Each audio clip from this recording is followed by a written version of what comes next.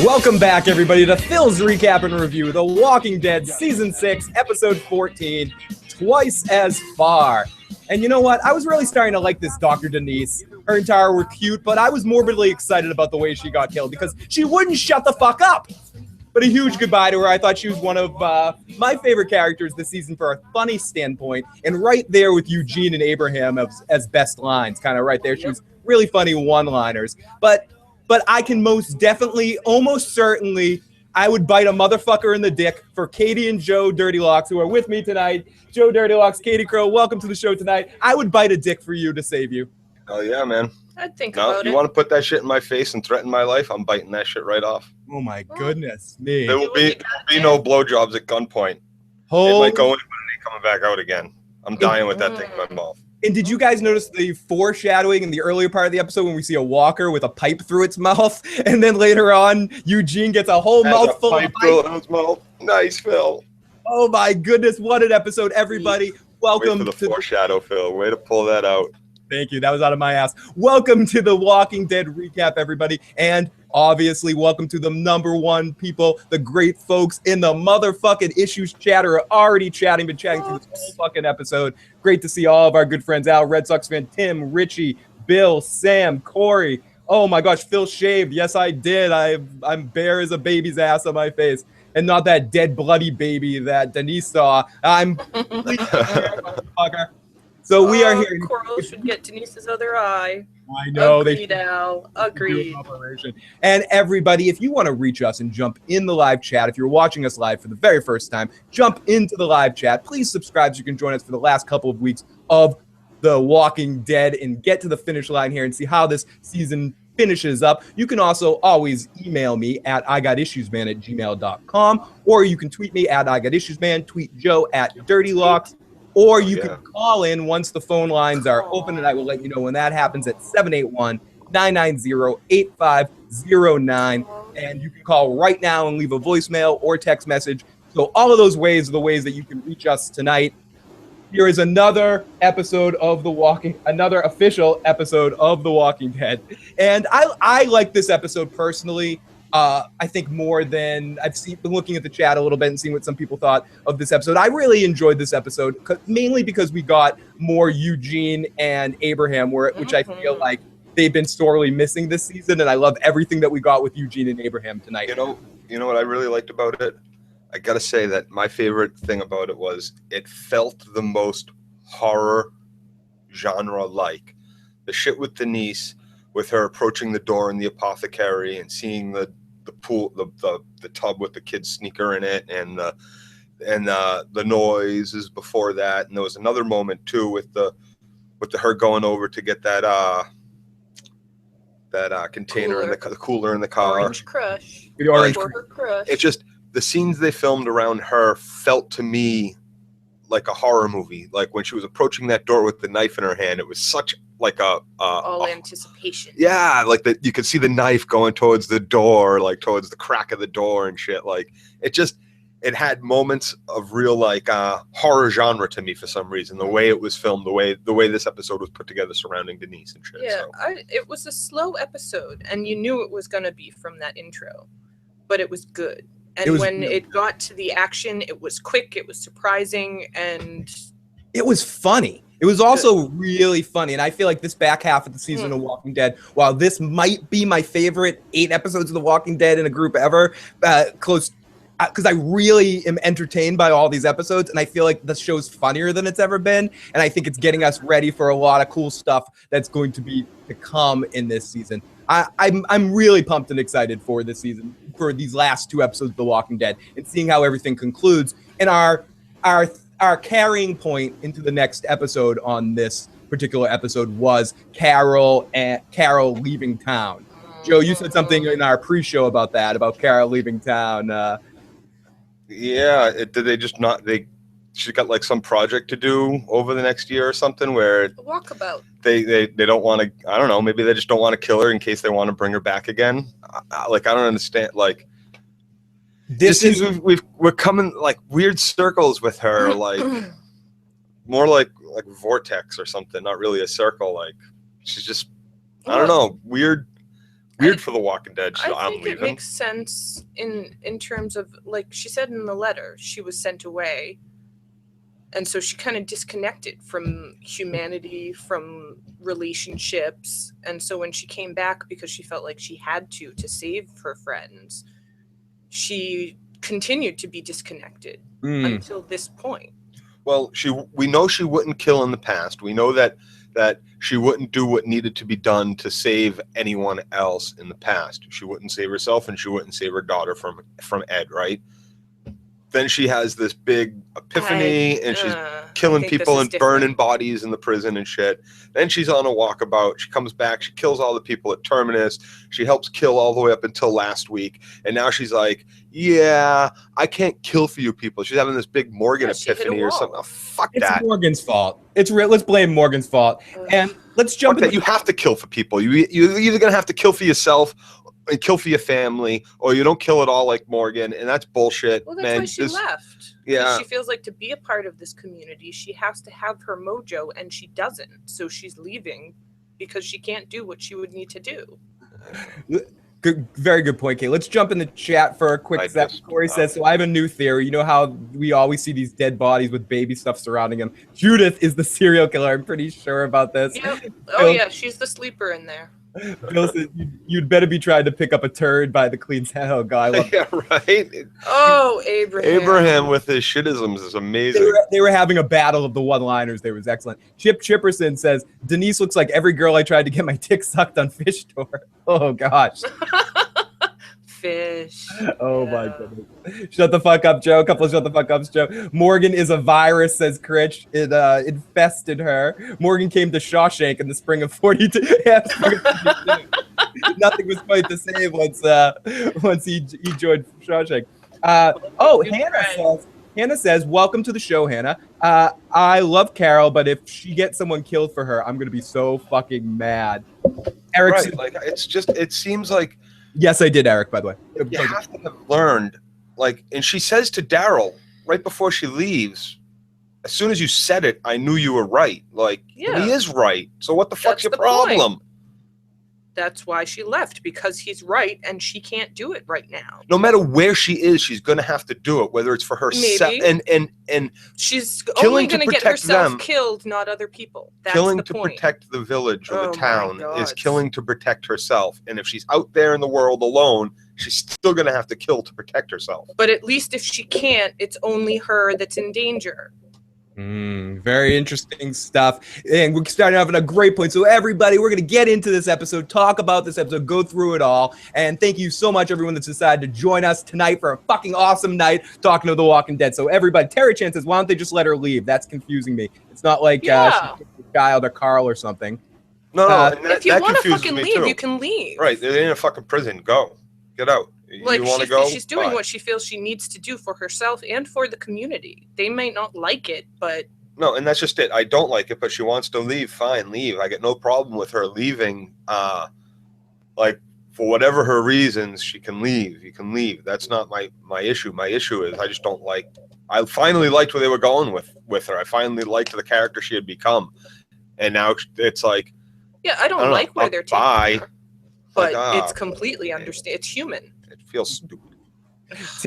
Tim, we'll get to that in this very special podcast for that. And Crit says, at least they have a system for wall guards and watchers. Terricha does not like Carol. Maybe she's jumping off a sinking ship. Maybe that's where she's going, real crazy. Someone says, Babyface. Yeah, I'm Babyface McCoy tonight. Babyface McGill. Brian says, Carol writes to Tobin as opposed to Rick. I just don't understand this.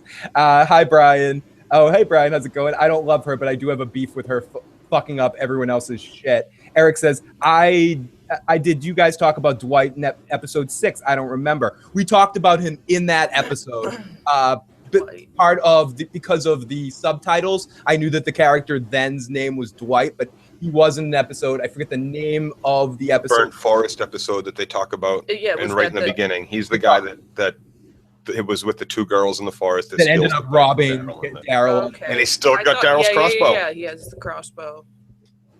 Absolutely. That motherfucker.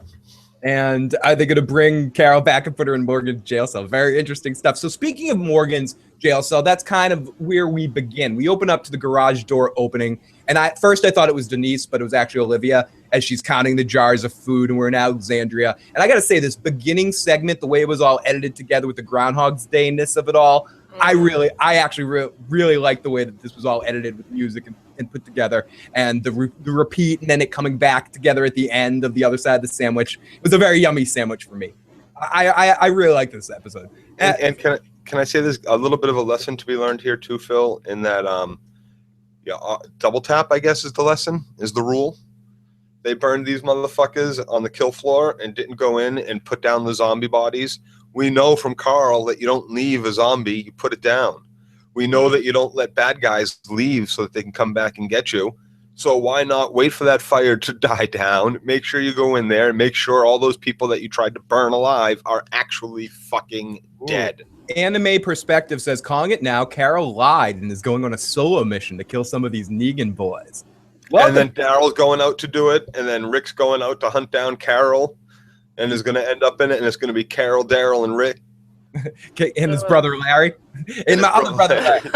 So, everybody, I just want to say, before we get too far into the recap for the beginning of the show, I want to let a couple people, if anyone wants to call in right now, the phone lines will be open. We can take a couple calls, 781-990-8509, before we get into our full recap. So yes, if anyone wants to call in right now, the phone lines are officially open. Let's jump in the chat for a second, Car. Shane is the Punisher with two different things. We will talk about that. We are going to be doing a Daredevil podcast. We're not going to talk about Daredevil today, right now, but we will be doing a podcast on that. So quickly, Tim, welcome to the show, Tim. Yeah, I just wanted to say, shut the fuck up, Joe. Awesome. Thank you, my friend. We'll talk to you soon. Good point. And good point. Very good point. I think Katie would love that. Yeah, we should really like Katie's favorite point in the entire episode. Entire show. Welcome, buddy. SMB down. What's going on? Not much. Hey, how are you? I'm doing good. Hey, you think it's a bigger loss to the? You think the doctor dying is a bigger loss to the group than? No, we got another doctor on Hilltop. It's bigger. That's on Hilltop. Being able to make bullets for them. Good question, and I would say that they never should have let the doctor out of the town. We're going to get into that in a few seconds when we get to her asking. The doctor's a prisoner. And welcome, caller. How's it going? Good. How you doing, Joe? Doing well. How about yourself? I have a question for you. Do you think if they're going the same route they went with Tyrese with Carol, that they're going to end up ruining her character and killing her off? Absolutely, yes. Thank you. Ooh, Joe has a quick answer for that. That's how I'm already feeling. Like, if you remember, if you watch back at any of the shows we did concerning Tyrese's, Epiphany. Oh my fucking Lord shit. This is exactly how I felt then. I feel like they take strong characters that have already had real moments of weakness and I'm going to disconnect, dude. No, and have changed.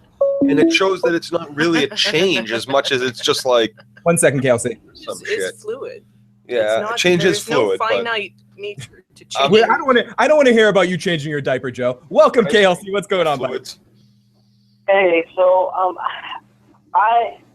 from the way that episode was going, they were clearly building up a parallel between Eugene and Denise, so I kind of figured that one of them had to die. I'm not so sure I'm happy with the choice. I mean, we just got Denise, and this is something that The Walking Dead continues to do. They continue to show new characters, and then give them one episode and build them up, and then immediately kill them. I'm kind of getting tired. Oh, good. But I love this episode overall.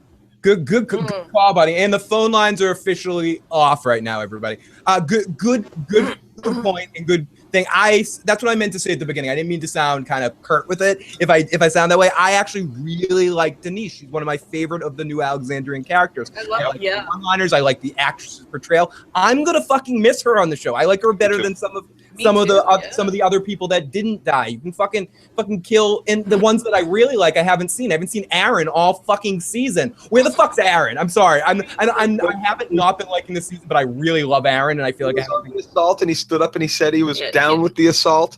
So he's had 5 words. Yeah, I know. And he was there, yes. Denise is our newest character. But to go to the second to previous caller that said the thing about Tyrese, I was getting Tyrese vibes all over Denise tonight. From the very beginning of this episode, when we had so much focus on her, when she's looking at the kids' pictures, looking at things like that, I was like, Denise is a fucking goner tonight. She's a you're not allowed to look at children's pictures. That's it. That's I was psyched for Denise. I was happy we were getting she got some cojones. I was psyched we were getting a focus episode kind of with Denise, where we learn a little bit more about her character. I've really liked her as an actress. You should have known, Joe. Once you get that, she's fucking dead. There's no, and that's kind of what I really appreciated that they didn't give us like the full episode. Like they were in the middle of one of the moments I loved about Denise, like this speech.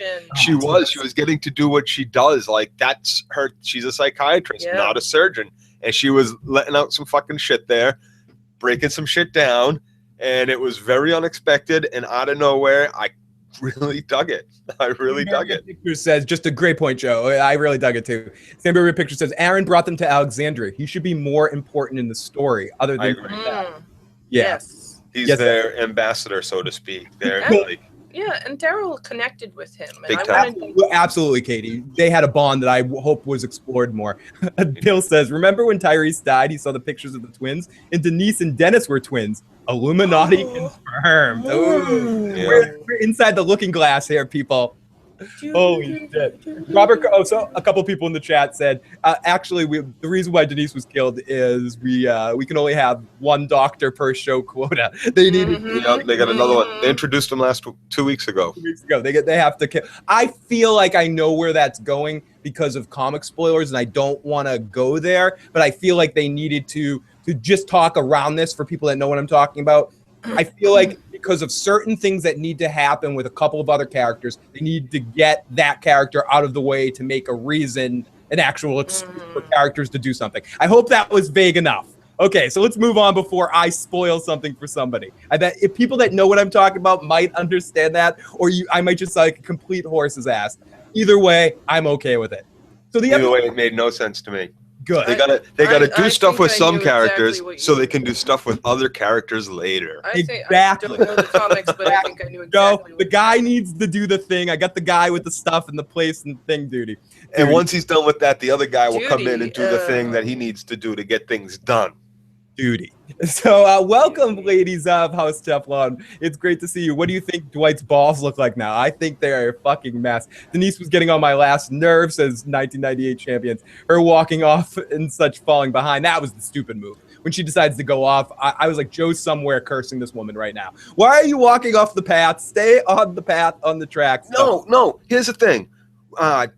Come with me, Daryl and Rosita, the two of the most knowledgeable people. Like, take me out for my first time. Oh, why don't we take the tracks? Not a good idea. So why would you take them on the way back? The idea is to teach people how to be safe at all times, not to say, oh, I feel bad because you cried. Let's go take your shortcut.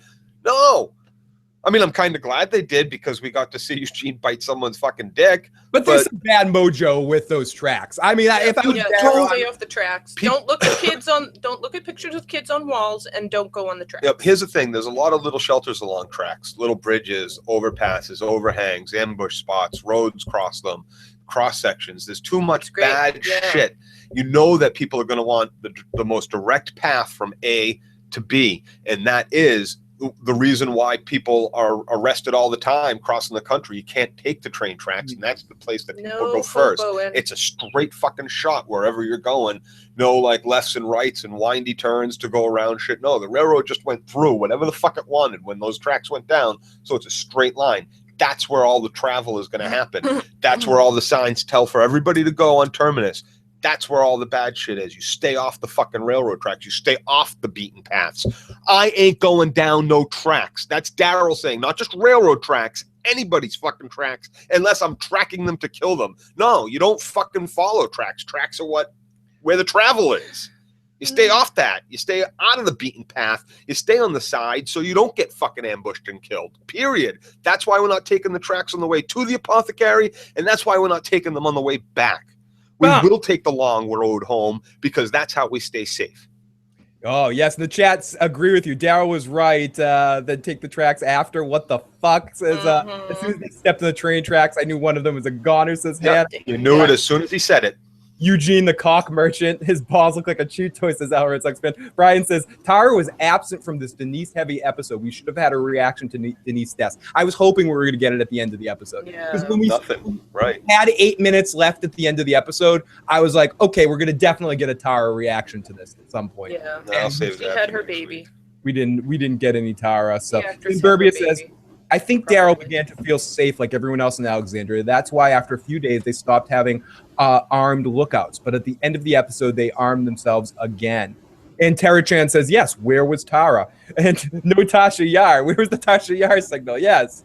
Maybe Kirk, oh my gosh, Bill, maybe Kirk was raped by a doctor in a trade yard, and that's why he kills some doctors. That's why he has the doctor, he bit the stones and pillar and removed it from root to stem. Holy shit. No, man, I'm serious. Man, there's no fair fight, man. You bite a dick off, That's what happens. You don't put that shit in my face. Reminds me of that. I'm sorry, Katie, go. I just have to say, like, that had to be a very big, deep chomp because that dude was wearing jeans. And we all know, like, the fly part of the jeans, it's layered, it's thick. Like, wow, Eugene. No. You're going in mouth wide open, everything you can fucking get. And people wear their pants baggy, too. So, like, it's really kind of lucky he got in there good and got what he was going for. He got in there good. Bill has a good point. Tara was gone. Remember, she went on a trip with Heath last episode. Okay, good. Thank you. Where did they go last episode? I don't remember them. Yeah, that's why she said, I love you to Denise. Yeah, they do mention that. That did happen. Thank you, Where Bill. were they going? I thought they were going on like the raid. I don't remember. They said they had a mission to go after the raid. They talked about that because remember Denise said I can go with you if I want. In the last episode or 2 episodes ago, Denise said I can't leave town because I'm like the doctor and stuff. And now she's like, I need to leave town. Now I need to leave town. What the? Okay, sorry, Denise. Well, yeah, I they were think going on a 2-week run. Yeah, I totally remember that. They were going on a 2-week run. They said. I think that's what they were kind of establishing with all those scenes of just the drudgery of daily life and things are slow and quiet and they're getting lax on their security and blah, blah, blah. People are getting stir crazy. Yep. I agree, Chip, man. These missions don't make any sense to me either. Like, Eugene's does. Not until they they put Eugene's their home to like safety. Eugene's mission makes no sense. Wow. I'm going to take Abraham out alone. We're going to go into town. We're going to check out this factory. No. I didn't say the execution of his plan makes sense. The plan to make more bullets is a smart plan. No, that's brilliant. Absolutely. Yes. That's brilliant. But like, let me go out there with you, Abraham, just to check it out instead of running it by everybody, because I'm sure how has anybody not been thinking about we need to start making bullets, and you don't need a fucking factory in a town. You can do that shit in your basement. People do that shit in their basement now to pack their own fucking shelves. In fairness, I trust Eugene that was the best situation. I don't know. I thought I mean, he's thinking about like melting like this massive quantity of lead and like opening up a manufacturer fucking shop when that's not what they need. They need to be packing bullets, but they're not going through them at 1,000 clips a day. They're going, like they have time. They don't have to like be traveling back and forth to this town, or they can bring it up to Rick. They can make an actual scouting party, go out, bring. Chip says I trust Joe. What are you gonna say, Katie? I think he's thinking of using it as actual currency too. Yeah, with the hilltop and shit like that. And that's fine too. Which is what their ultimate goal is. And if their ultimate goal is to stay alive, it's to not hand out bullets to neighboring fucking communities. I personally like Eugene's plan. There's bigger things to argue about later. Okay, listen. If you're a potential enemy, I ain't selling you fucking bullets. Bullets are mine, and I'm going to shoot them at you. Is the only way you're going to get them. Sure. Good point.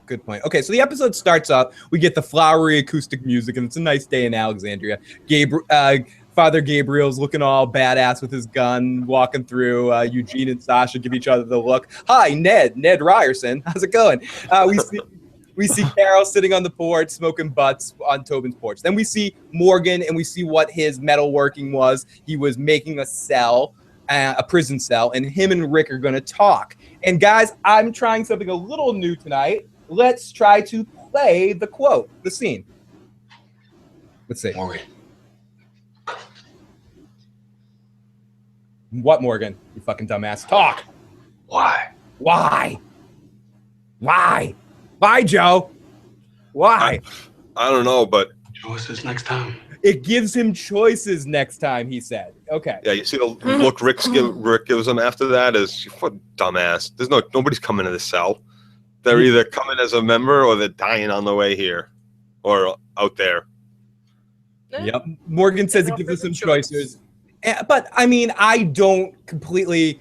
Maybe we might be on some opposites tonight, Joe. Because essentially, this is the smartest thing Morgan's done in a long time. I don't think a jail cell is the stupidest idea to have.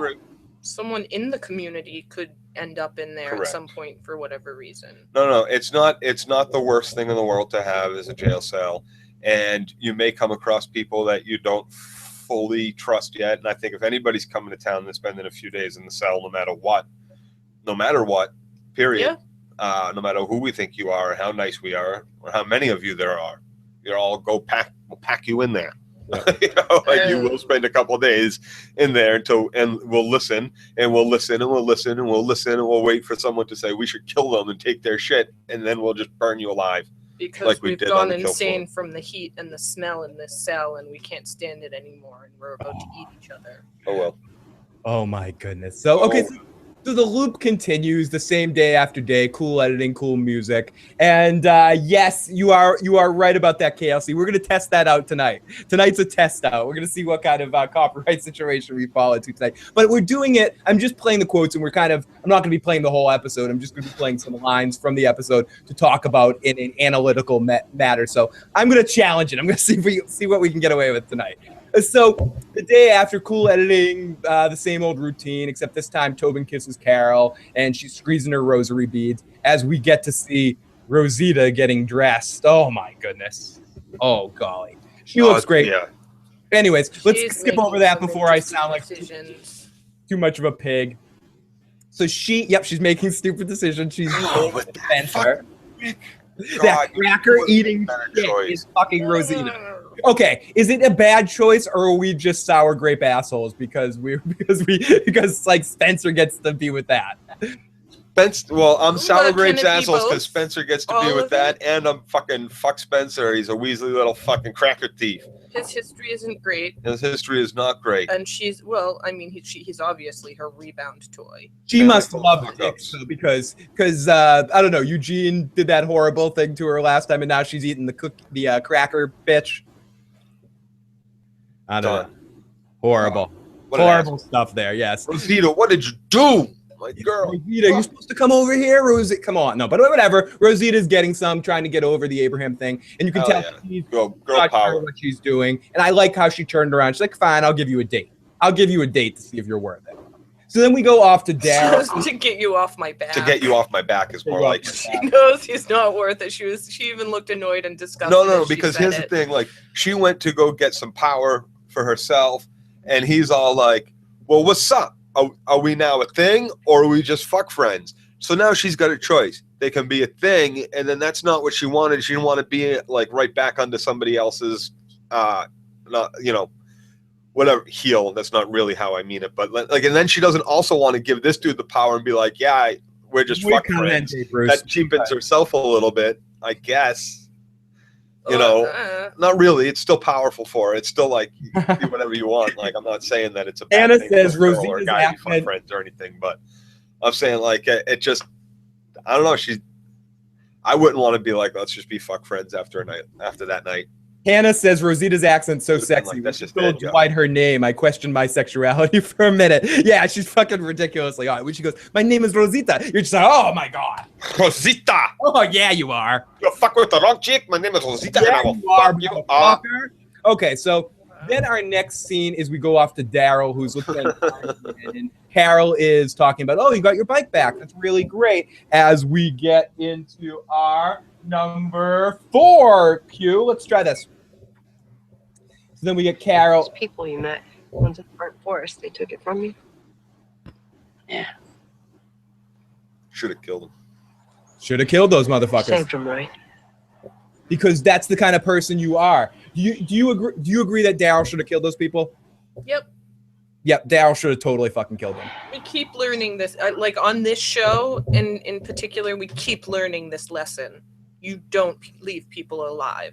No, you just can't. Especially once they've proven themselves to be dishonest or just dangerous. You don't. Well, Daryl probably would have went and tracked him down after he found that oil truck, but he kind of found the oil truck, wanted to get that back, ran into those Rosita and Abraham, and then those fuck faces, and then shit kind of went down, so he didn't have quite the chance to go track him down yet.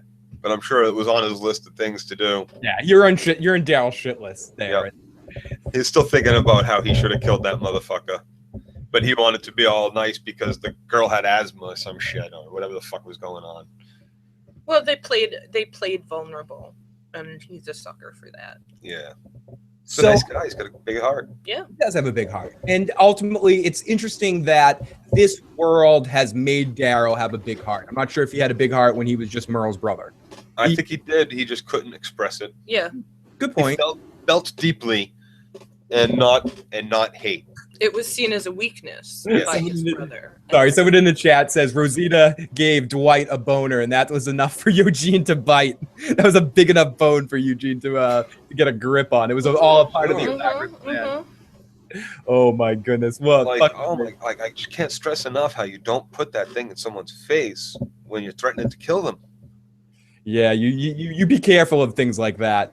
So then we get another loop, and it's the same but a little bit different. Excuse me. We see Carol smoking a cigarette, and I don't like this Carol smoking shit. It really bothers me for some reason. I don't care. It's hard to watch. Well, she's sitting there and she's smoking, and then we get our intro music, our Walking Dead intro music. Sorry, I'm thinking.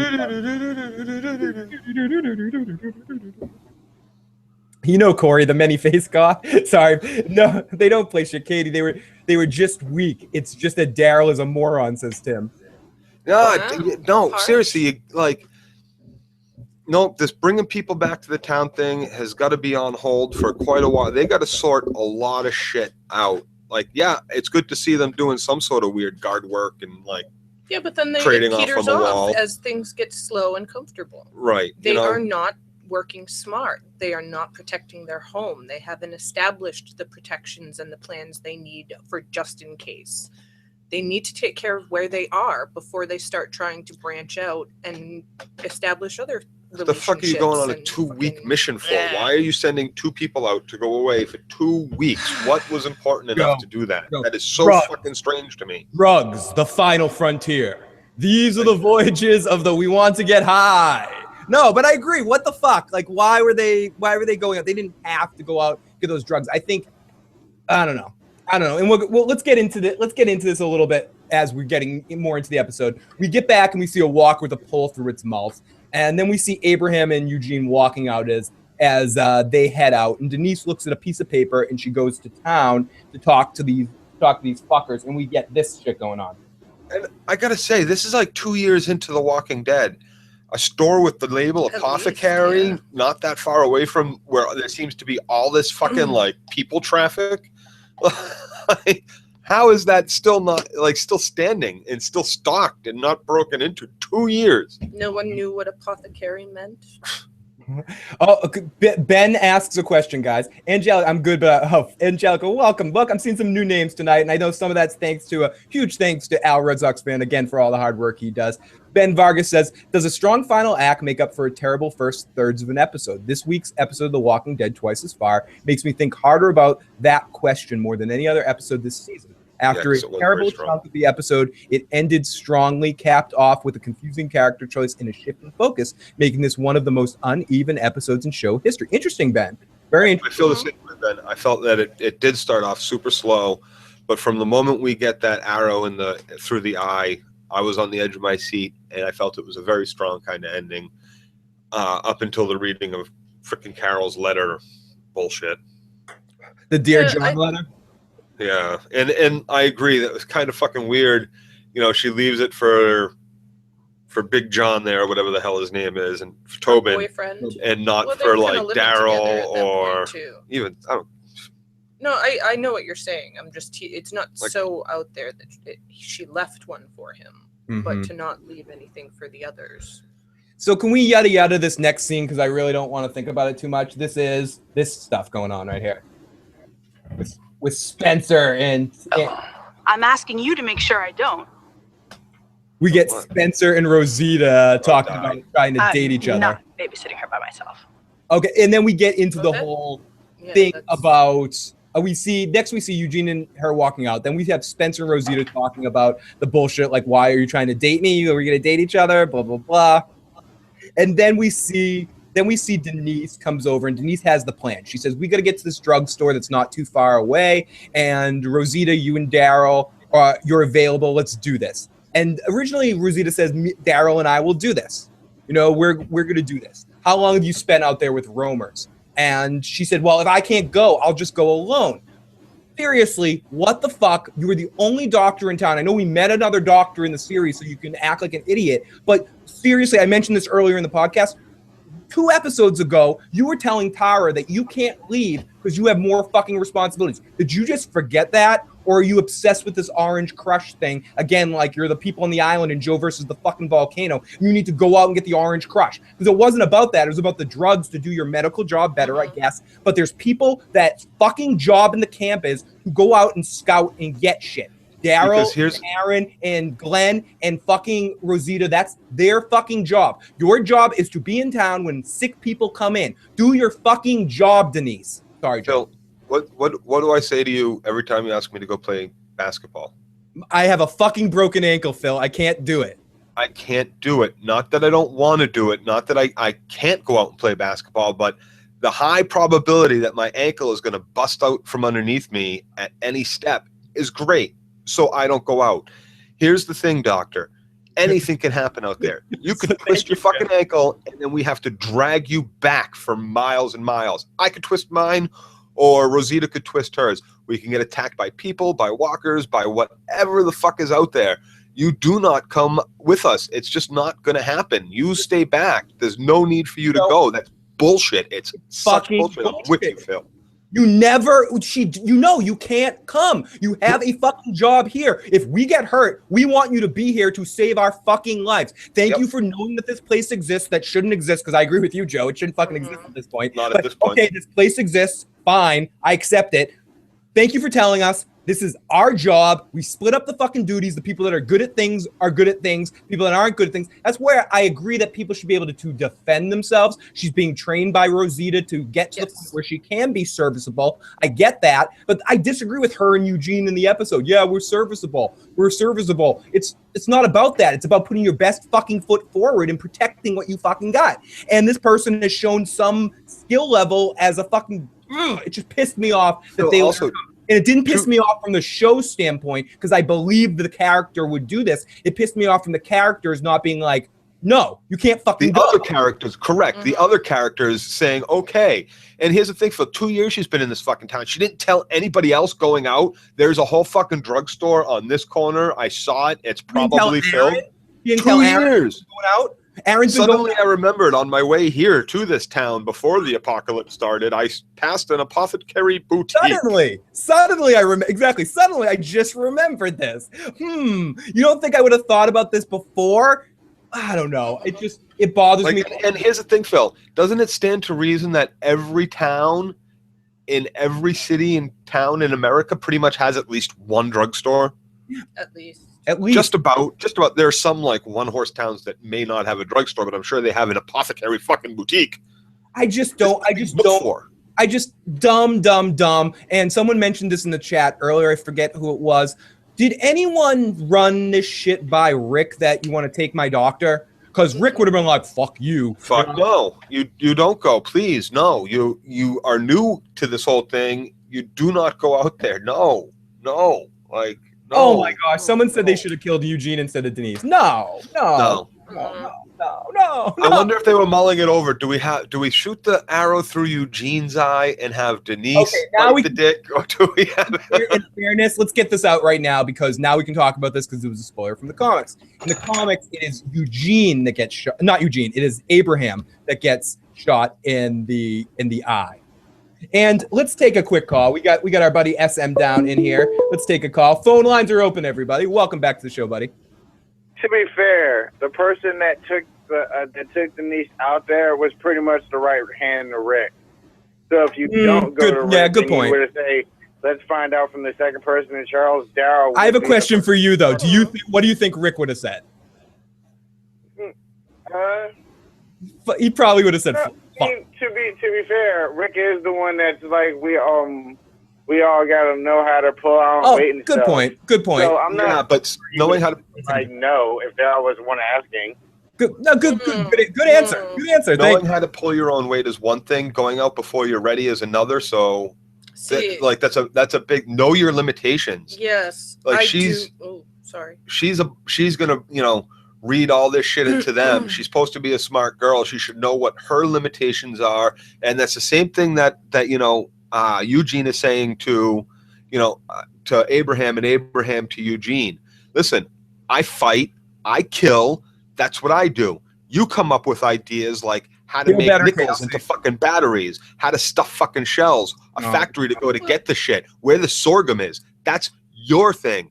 You do have to allow for an expansion of skills and knowledge. Yes, and there is that. There is growth that can happen. But not for the doctor. Not for the doctor needs to be protected like a... Sure. Right. The captain and Bones do not go on the away mission. You send medic red shirts and you send fucking security teams, not Captain Kirk, not Picard, not Dr. Bones, not Crusher. They don't leave the ship. Katie, there's another point too. Why aren't all of these people with all of these varied and diverse skills that are all very important teaching everyone else these varied and diverse skills that are very important to survival? In fairness, we did get that point in the episode. Katie, to your point, Katie, we did get Rosita coming to Denise. She's been teaching Denise how to fight. Right, but who's Denise teaching how to do medicine? Where's her apprentice? Good point, Joe. Everyone should have an apprentice. Every single person should have. It is Katie's point. That's what she was getting at. Yeah, you're right, Katie. Right, that's what she said. Every single person should have an apprentice of some sort. I thought you just meant with the fighting skills specifically, Katie. But if you're saying every skill, Eugene's knowledge of picking locks and etc. Medical knowledge. Katie says, sorry, KLC says Katie because we can only have one doctor at a time. LOL.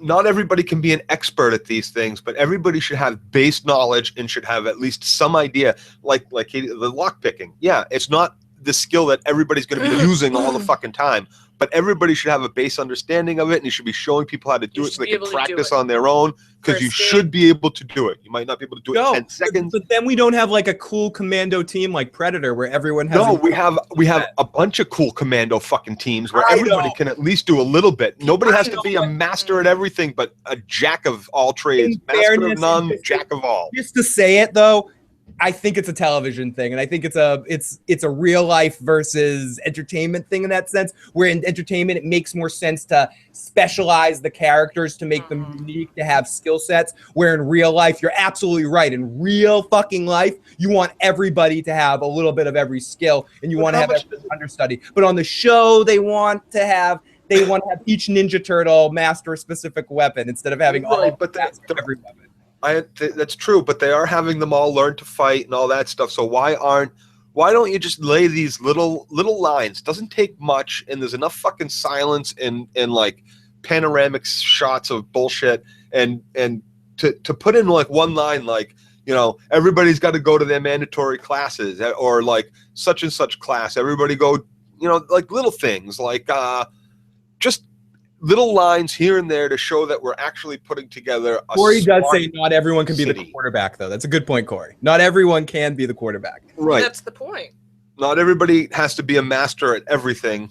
And some people are masters at some things, but everybody should be at least a jack of all trades at this point. You need to know how to farm. Everybody does. And you know what? Everybody needs to know how to guard a wall. Everybody needs to know how to stab a fucker in the head. Everybody needs to know everything as much as they can. There is no like off time and down time at this point. Yep. And, very little. And Joe, to your point, Denise tries to teach Darryl how to drive a stick shift. Let's see. Let's Well, she tries to backseat drive him. Usually beat up trucks like this. I mean, before I left home. Yeah, before I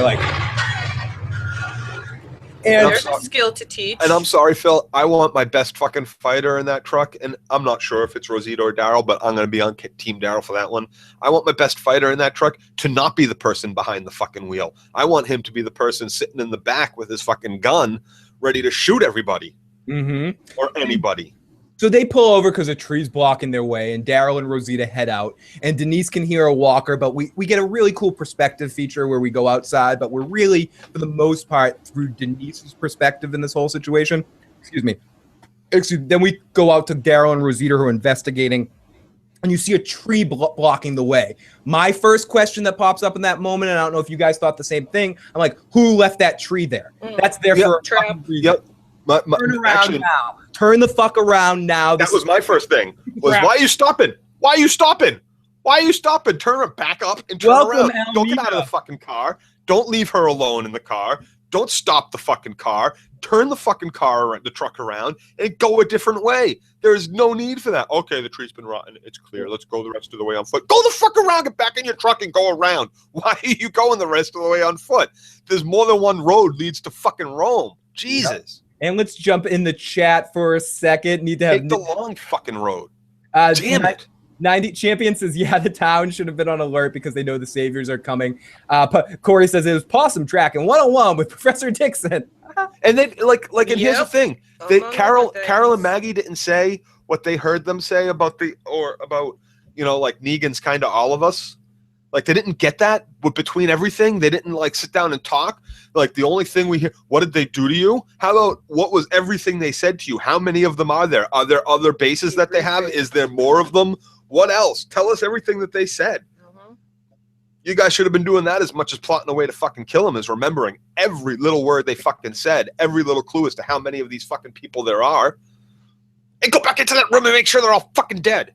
Yep, but initially, once you see that tree going across, I turn the other direction. Tim said trees do happen, but that just seemed really, I don't know. Anytime a road is blocked, you have to assume it's a trap. No matter what period, you automatically always assume the worst of a situation and avoid it and go around.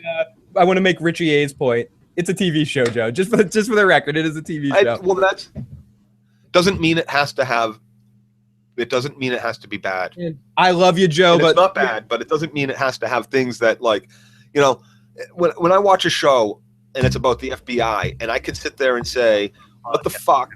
The FBI would never do this. They would never do that. This would never be allowed. Why are they letting prisoners out and going into a different country with only 2 people watching? Like, stupid little fucking shit. I can't stand to watch it. I love this Walking Dead, so I can keep watching it, even though it's got all these little things, and why everybody keeps saying in the chat, because it's TV. But when it doesn't take much, when you only need to add little lines or little stupid fucking shit to make it better and to make people not sit there and go, this would never fucking happen. Three smart adults, one of them is going to say, let's just stay in the truck, turn the fucker around, and go the long way. It's better than being on foot. It's better than maybe walking into what could be a fucking trap. There's just the little things that are easily fixed. I'm speaking for, but then we don't have the drama. You still do have the drama, because shit still can go wrong. You can still you can still do your best to make the right decisions, and shit bad can still happen. You don't have to make stupid decisions all of a sudden because your Daryl will say, well, let's go down the tracks, and then bad shit fucking happens. No, you can make the right decisions and bad shit. I agree in that moment. Why did he decide to do that? Because he wanted to make Denise feel like she earned a decision because she killed the walker? Fine, but make it a right decision. If she already made multiple bad decisions, stop feeling bad for yourself, Denise, and know that when we say don't go in that fucking room that's making noise, it may just be one walker, don't go in there. Hey, there may be a blue cooler in their car, but it's not worth it. You might fucking die and get bit. You might not have been able to fight off that dog. Katie. And then so she makes 2 seconds. Go over to Katie. Go over to Katie. I was gonna say it was Rosita who wanted to take the tracks. True. But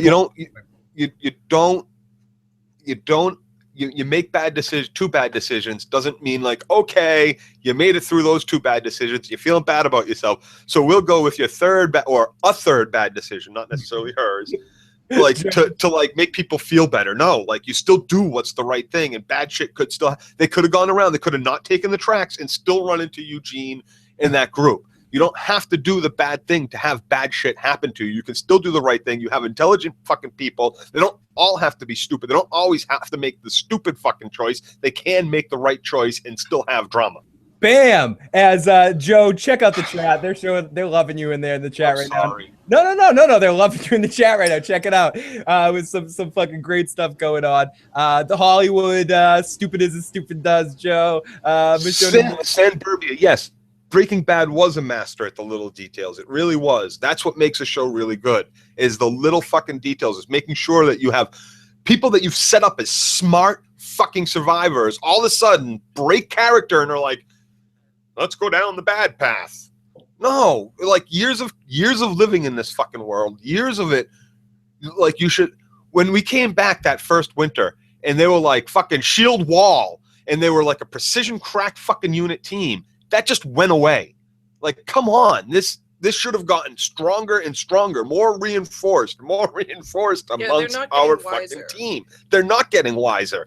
For everything we learn, they forget by the next fucking week, and it's frustrating as hell when it comes to this show because it is good TV, even though they have such small little fucking shit that would usually get me to like. I had no tolerance for it for the fear. For fear, I have no tolerance for it. Right? I don't even want to talk about fear. Let's go to the phone lines. We have our buddy KLC. Welcome to the show, KLC. Hope you're feeling okay, buddy. So going off the Joe rant, yeah, The Walking Dead, it's far from a perfect show, but I know that it's not perfect, but it's still one of my favorite shows. Like, honestly, for a show, it doesn't have to be perfect to, like, make it into my top 10, top 5. It just needs to be entertaining in some aspects. And I know that some of these little things can be really annoying, but at the end of the day, it is entertaining. And, I mean, complaining about the dumb shit they do can be pretty entertaining sometimes. Yeah. I mean, and KLC, you trilled on it right there, or you mentioned it right there. Part of the fun of The Walking Dead is we talked about this a lot. The Walking Dead is a fun show, and it's fun to talk about these things, and it's fun to put yourself in the position of these characters in this world and make those decisions for them. That's why this is such a fun show to talk about. Whereas some shows we talk about, it's because it's so perfect and we want to go, oh my God, this is amazing, and analyze it to death. Though in the good things, Walking Dead, and I'm not saying it's a bad show. It's not. It's just choices that humans make, and it's really fun to explore those choices and see where different people go in different directions. And that's why it's amazing to hear Joe's perspective and hear him, because you make a lot of sense, Joe, and it's hard to argue with you from the nature of what you're saying, except for say, oh yes, the script says so, or whatever here or there. But and that's part of the reason I love talking about this show and analyzing, putting yourself in those positions. It's just a very fun show. Ben says, I was also surprised in how dark the show went just a little later when we saw the woman who apparently drowned a baby in the sink in the apocalypse. Hush. Yeah. No, that can I say that scene really? That 1 second, caller. No, take the caller. What's going on? Well, and what annoyed me about tonight's episode was, and they did it twice with Eugene and Denise, but both of them have these inferiority complexes like, hey, I'm not useless, I can do things. I mean, and they have other talents. Correct. It's like both of them just have this stupid point to prove. It's like, hey, we're not useless, we can do things. And right. It's almost like a comedy gag reel of watching them kill zombies. Especially great call, my friend. Great call. Great call. And the phone lines are shut off for now. They will definitely be on in a little bit. But Joe, so 3 real things. I think I forget the third. First caller, that last caller right there. Yep, you're absolutely right. And it was recognize your limitations and recognize your strengths. And that's what Abraham and Eugene kind of tried to work out in the factory. But like you're a fucking doctor, you're fucking teaching yourself surgery and all that shit. On top of it, like, good job. You are plenty useful. Please do not leave the fucking town. Eugene, you have a brain in your head. You can tell us where to find the sorghum and we will go out and fucking find it. Like, come on, people. Yeah. Use your strengths and use your and know your weaknesses. Great call. I agree to a certain extent. And then number 2 is with what you read there, Phil. Right before the fucking call. Oh, get it back. That's why I was trying to get you to talk first. Next time, just talk. Oh no! Oh, you asshole! Surprised how dark the show went with. Yes. Oh, the baby, the writing on the wall, hush, hush, hush, the drowned baby in the tub, was fantastic, and it reminded me of a episode of an all-time great show called MASH, where the baby is crying in the bus, and there's North Koreans are coming for the bus or walking through the woods, and the baby's crying. And the whole episode, it's about a chicken that won't shut the fuck up, and Hawkeye's like, shut that fucking chicken up. And the mother in the back of the bus ends up smothering the fucking, this is a comedy show, ends up smothering the fucking baby or killing the chicken. And it ends up at the end of the show, you find out that it was a fucking baby, and him yelling, shut that fucking baby up, or they're going to come kill everybody in this fucking transport bus. She kills the baby. And that scene like directly reminded me of that. And like suicide, hard fucking choices. Like that baby's crying. There are zombies. You saw all the handprints outside the apothecary. They were all those bloody fucking handprints outside the building. Mm-hmm. That building was surrounded. They were trying to get the fuck in, and that baby was crying. And like the tough fucking choice. I don't know if that right choice or not. I don't even think it wasn't an infant. That sneaker was, it was a little big. It could have been toddler size. Right. And so and the third thing, I remember the third thing was, Corey, I see you say track dick. No, man, Dwight is not track dick. Dwight is Dwight the Dickless at this point. He's sold to a cock merchant. Let's jump. We have a text from Philadelphia that says, Joe is right, Phil, but you haven't played this enough. So yes, the caller says you're absolutely right, but Joe, but just wanted to hear this one more time. Shut up, podcast, Joe. Someone says, give me my place. I hear it. Someone says 18-year-old Phil hosts the show. Phil without a beard reminds me of Weird Al Yankovic. I have a funny story about that. We mention this every once in a while. I met Weird Al, and I said, Dad, and I met him. And there's a picture. Load that for I have to load that at some point for one of these shows. It's a picture of Weird Al and I together. That's pretty ridiculous. So, oh my God, Joe, you're right. Holy shit. Tobin's thinking I have to start jerking it again. Oh my God, Carol needs to get over it. Balance is key. Cock merchant, question mark. What the fuck's going on? Yeah, no, they skipped the cock merchant. They went right from cock sale to cock eating. Like, no merchant involved in that transaction whatsoever. He went right to the source. Farmed that shit himself. So in the middle of all this, just to get back to the recap, they find some booze. Yeah, let's get some booze. What'd you find? Bottles of booze. Any takers? Oh, thanks. I want the booze. But later. I'm not bringing these to the pantry. But we all know, guys, boys and girls, we all know Joe Dirty Locks does not allow any drinking in the zombie apocalypse. I don't know. Live in Joe's group. That for antiseptic. Yeah, there's plenty of uses for that alcohol aside from like consumption at that point. I really can't. I'm not down with getting drunk and tipsy and shit in the apocalypse. I'm just not. It's never self-killed. Never become complacent. I'm not going out as your shit buddy if you're drunk. Like, I'm not, because nobody's got my back. I don't care if you kill a zombie and you're covered in shit, but you can't. As far as I'm concerned, you can't do it if you're drunk. Very interesting. These people can barely fucking do it when they're not drunk. Eugene, Denise, like barely. Like, you didn't see that coming, Eugene. You didn't see it coming. You didn't see the big shiny fucking metal head. Where's all your fucking like? Are you fucking serious? So you take your fucking and you try to come down on its head, like. Okay. Well, we will get there. So Daryl doesn't want to take the car any further because, it's blocked. But he also doesn't want to take the car any further because he knows that Denise is going to have to drive. So we get back to number 8, and he won't be able to turn the truck around. He doesn't want to have Denise do it. He won't be able to get it in reverse. Let's get to number 8 here, because in the number 8 really was the reason why I recorded the audio of this episode, because I didn't want to have to try to write down all this amazing shit that's about to happen right here. Here is Eugene and Abraham together. We're play, motherfucker, play. Oh wait, here we go. Let's start that music again. Tap back in Tennessee waterfall there. I won't lie. I liked it. I may very well miss it. The feeling of the billowy curtain catching the breeze some days was straight up bliss. The brass tacks, the hair doesn't make the man makes the man. Guard duty, weapons training, changing up the hairstyle, swigging. Like, I want to play this whole scene just because this shit is fucking hilarious. Amazing. Classic shit, back and forth, both their lines. I think Abraham acknowledges it right here. He says he's acknowledging, and he's out here alone with you because he's acknowledging the fact that you are changing, Eugene. That acknowledged it right there. The haircut, the weapons training, everything you're doing. There's a change in you. You are changing, but I'm sorry. Your talents are not killing, and you do need to learn it. But don't get upset if I step in and fucking help, because anything can fucking happen. Anything can happen. It's not a one-on-one thing. It's a fucking team sport.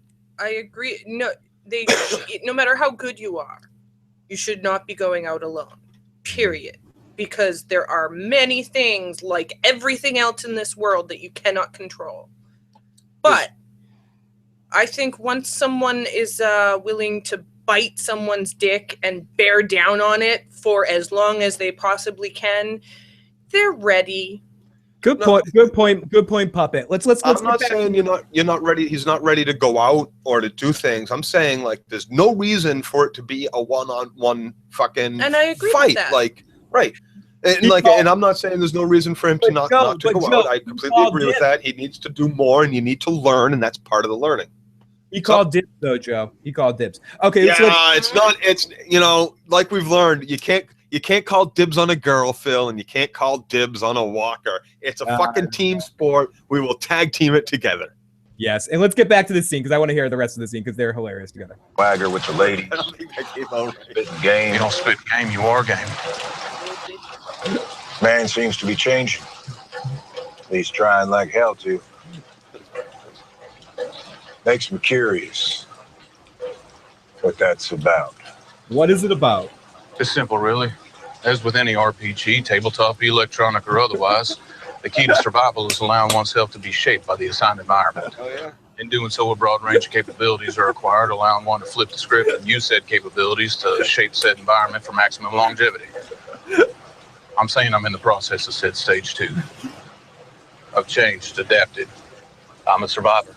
Like, how could I try to write all that down and not just play that? No, I could have said it. I could have said it for you. I thought that was a brilliant exchange, Amazing. And especially Abraham's response, which was sarcastic and a pun, because you keep telling yourself that is the way he said it, but in this environment, in this said environment, you have to keep telling yourself that. Everybody should keep telling themselves that. Yeah. Everybody should keep striving for that. That is absolutely right. You need to maintain that kind of positive sense about yourself to push on. Yes, in any world, in any environment, it is always very important the way you talk to yourself. Mm-hmm. Good people like me. Check out the chat, Joe. People want to have tag team girls with you, Joe. I mean, people say this was like Tarantino, Deadwood kind of dialogue. Let's finish off the scene here and listen to the end bit because it's so good. Just good stuff between the two of them here. You're telling yourself there. I've changed, adapted. I've become a survivor. Yep, absolutely. Good job. You keep telling yourself that, and he does. Yeah, and then I love how he repeats himself right after that. He changes it a little. He says the first time he says, "I am a survivor." The second time he says, "I'm becoming a survivor." I'm a survivor. So he does change it a little, but he is right, and he's learning, and he's adapting, and he's changing, and that's what you need to do. Mm-hmm. And that's one of the things it hurts me so much to see Carol regress, for what I see as a regression. Mm-hmm. So we go back to our other group, and Denise says or we talked to Tara, and we mentioned this earlier, how not Tara, excuse me, Rosita. Denise decided to side with Daryl instead of Rosita. Rosita wanted to go down the tracks, and Denise sided with Daryl to kind of go through the woods or whatever. And she says, "Oh, I'm sorry, I picked Daryl over you." They talk about Rosita. Where did you where'd you come from? Tell me a little bit more about you. And she goes, I'm nobody. I'm just a long list of I'm just one name in a long list of names. You don't want to hear my bullshit, which I really like. Again, I like all the exploration they're doing with Rosita's character this season. I like how we get a little bit more focus, understanding her more as a person instead of just being Abraham's hot girlfriend or whatever that shows up for a line or two here and there. I feel like I understand her more as a person now, and I feel like they've done a lot of really good stuff with her in this season. Yes. In understanding her more. I mean, I feel like they could do even more. I think she's a captivating character. So I'm excited for more. I've liked her from moment one. She's growing on me. I think I would love to grow. I would love to grow on her, but she has definitely grown on me too in that sense. Sorry, I've been drinking. Oh, welcome, Carmine. You know what? I cannot watch the second half. Holy shit. I have it all downloaded from someplace with Pirates Hangout. I've not seen any of the second half of the episode. Where is the crazier stuff in the episode happens in the second half. And Corey says, but Eugene was overconfident, so was Denise. Arrogance in this world is as lethal as zombies at least. Michael Olivella, welcome up, fellas. I've missed you guys. My school schedule has prevented me from getting to the live show, but I've caught you guys on Monday mornings. But I'm here. Let the real shit start, motherfucker. Yeah, good to see you again, Mike. Yep. How come Denise dies in a big shot in the eye and Carl doesn't? I mean, the bullet. Okay. That went right through the back of her head, through her eye. Yeah. It wasn't just, and we never saw an exit wound from Carl. Supposedly hit like the outside, like. It went through his orbital. Yeah, like kind of came at him at an angle just enough to pop the eye and hit this bone and ricochet off. Yeah. So a different kind of thing. That went straight through the back of her head. That pierced a lot of brain too. There's a lot of trauma there in that. If you notice, she almost finished her sentence. You did. And people do live with arrows through their head. Ask it Tim. all depends on direction, angle, depth. Oh, Carmine, that's coming. Joe and I were talking about that earlier. I haven't finished it yet. I'm on episode 7 or 8 as of now. So that's about where I am too. When I finish the series, we're definitely going to be doing something for Daredevil. That's happening. Probably. Someone told me it was pretty boring this season, but I'm not finding it boring. I'm enjoying it. I don't want to talk too much about it, but Shane is on it, and Shane's fucking awesome. And he's great job. Fantastic. Great job. So we will be doing a. Who's Carlos? Carlos. Who's Carlos, man? So thank you, Joe, says Tim. It was a flesh wound, Joe. If they only had a doctor. We love you, Carmine. Great to see you, buddy. Thank you for stopping. Wow, thank you, Joe. Not a shut the fuck up, Joe. Wow, that's amazing. Shane is my favorite character. Glad to hear it. He's a completely different character, but it's great to see him. Great to see. If you love Shane, I think you're gonna love this character. If you love where Shane went, you're gonna love this character. I do agree with that. It's a completely different character. I don't want to go down. Well, different podcast. Yes. Let's move on before we go too far down that road. If you like the actor, you're gonna really like that character. I think, for the most part. Me too. So let's go to our next line, which is they had number 9, and Eugene shows he can pick a lock. I love fun. Oh, that's the door opening. Pen and tumbler. Tick, tick, click. Easy peasy. Tick, tick, click. Easy peasy. It is indeed. Oh my gosh. That was another one of those lines. I had to rewind tick, tick, click, easy peasy a few times. I just love that shit. About ready to spill the Pintos on what the hell it is we're doing. That's the best line. Specific beans, right? Eugene. Oh my gosh! I mean, this goes on. Obviously, I could keep playing Eugene, and I've been chewing the cud on this for a few days now. Oh, they are so good together. They speak in nothing but fucking metaphor. But per the law of supply and demand, a full cartridge is now the coin of the land. What? It's all metaphor.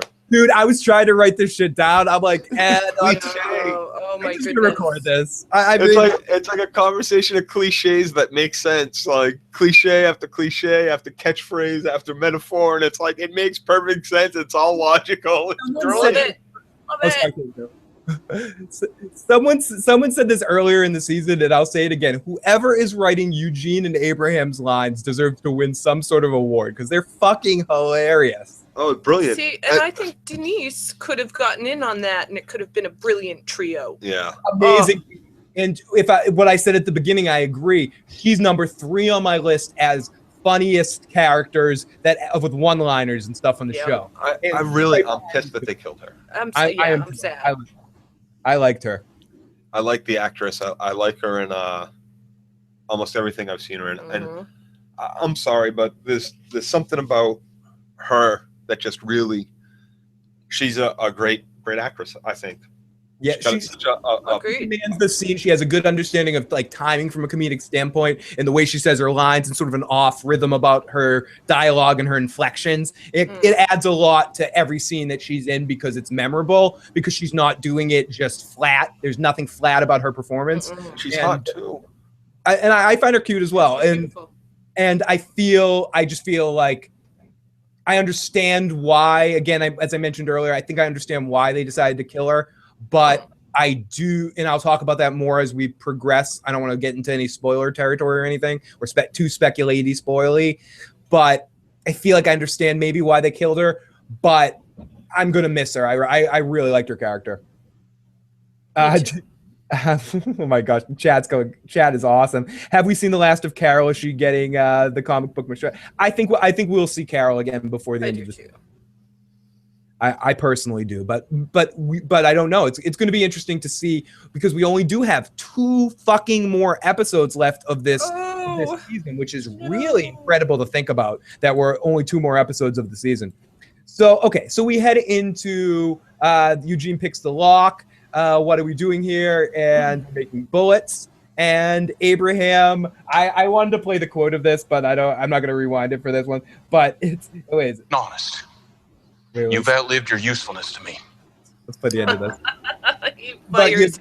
I love Abraham like getting into it there, where he's like, "This is a special mission. You're on the inside here. I can almost certainly help you out in this situation." Just really excellent dialogue and excellent performances by both actors in the scenes. They have great chemistry with each other, and and we're lucky to see the 2 of them. We're lucky that they did this in this episode, that we get the time that they spend with each other and getting some one-on-one time. The whole episode could have been them, and I'd be happy. It was really awesome stuff. Yeah, much agreed. So then a walker shows up, and we talked about this before. He says, "I got dibs on that walker." So you know what he says to him? Katie said this too during the he basically says to him, "Hey, I thought you were the last woman on Earth.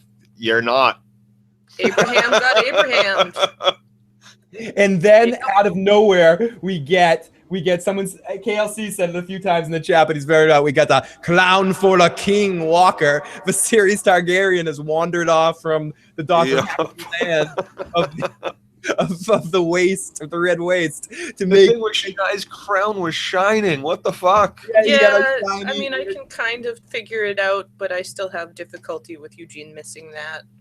When I'm nervous, I miss stuff that's like right there in front of my face. But that was a pretty shiny crown. I don't know. You should have seen the first basketball shot I ever took in like an organized intramural game. Missed the hoop by like 15 feet. Yeah. Just because I was nervous, but still, that fucking crown was shining, man. You can see it the whole way over. Eugene didn't just like impulsively swing. He was looking at it. Yeah, he was getting ready. He called dibs. I don't know, Eugene. You're not ready yet. Like the first thing I thought was up under the jaw. And then like you see him wind up and come down on it. Like, what are you thinking? He's got a helmet on, dude. You're going to hurt yourself. Yeah, that's just going to vibrate up. Your whole fucking machete's going to be ruined after you hit that thing. Like, it might even break if it's not full tang. Fuck. A couple people in the chat are saying, I hope I never see Carol again. Sunny day. Welcome, buddy. You know, there was a point when she left when she was ousted the first time, that's what my thing was. I never wanted to see her again, but when she came back, I was all like, yeah, Carol's all fucking badass, terminating termites. And now I'm kind of just like, what the fuck? Now she's going on a walkabout. She lost her ability to disassociate from what was she doesn't have to disassociate. She can just fucking grow and learn. Sandman says Eugene took a bite out of crime. Eugene took a bite of a cock. What? Wait, what? Yes, Red Team Carmine. Wait till you get to that point. We're gonna get into a little Eugene cock merchant biting, spitting out. Yeah, there was no spit. It was just a bite. I'm not sure. In fairness, just to be. Oh, I'm sure that there was spitting. Like there was a lot of spitting going on, but I don't think he actually severed said cock. It's no. In order to sever, you would have to go. He mangled and he probably damaged to the point. You can do a lot of internal damage to that penis there by chomping down.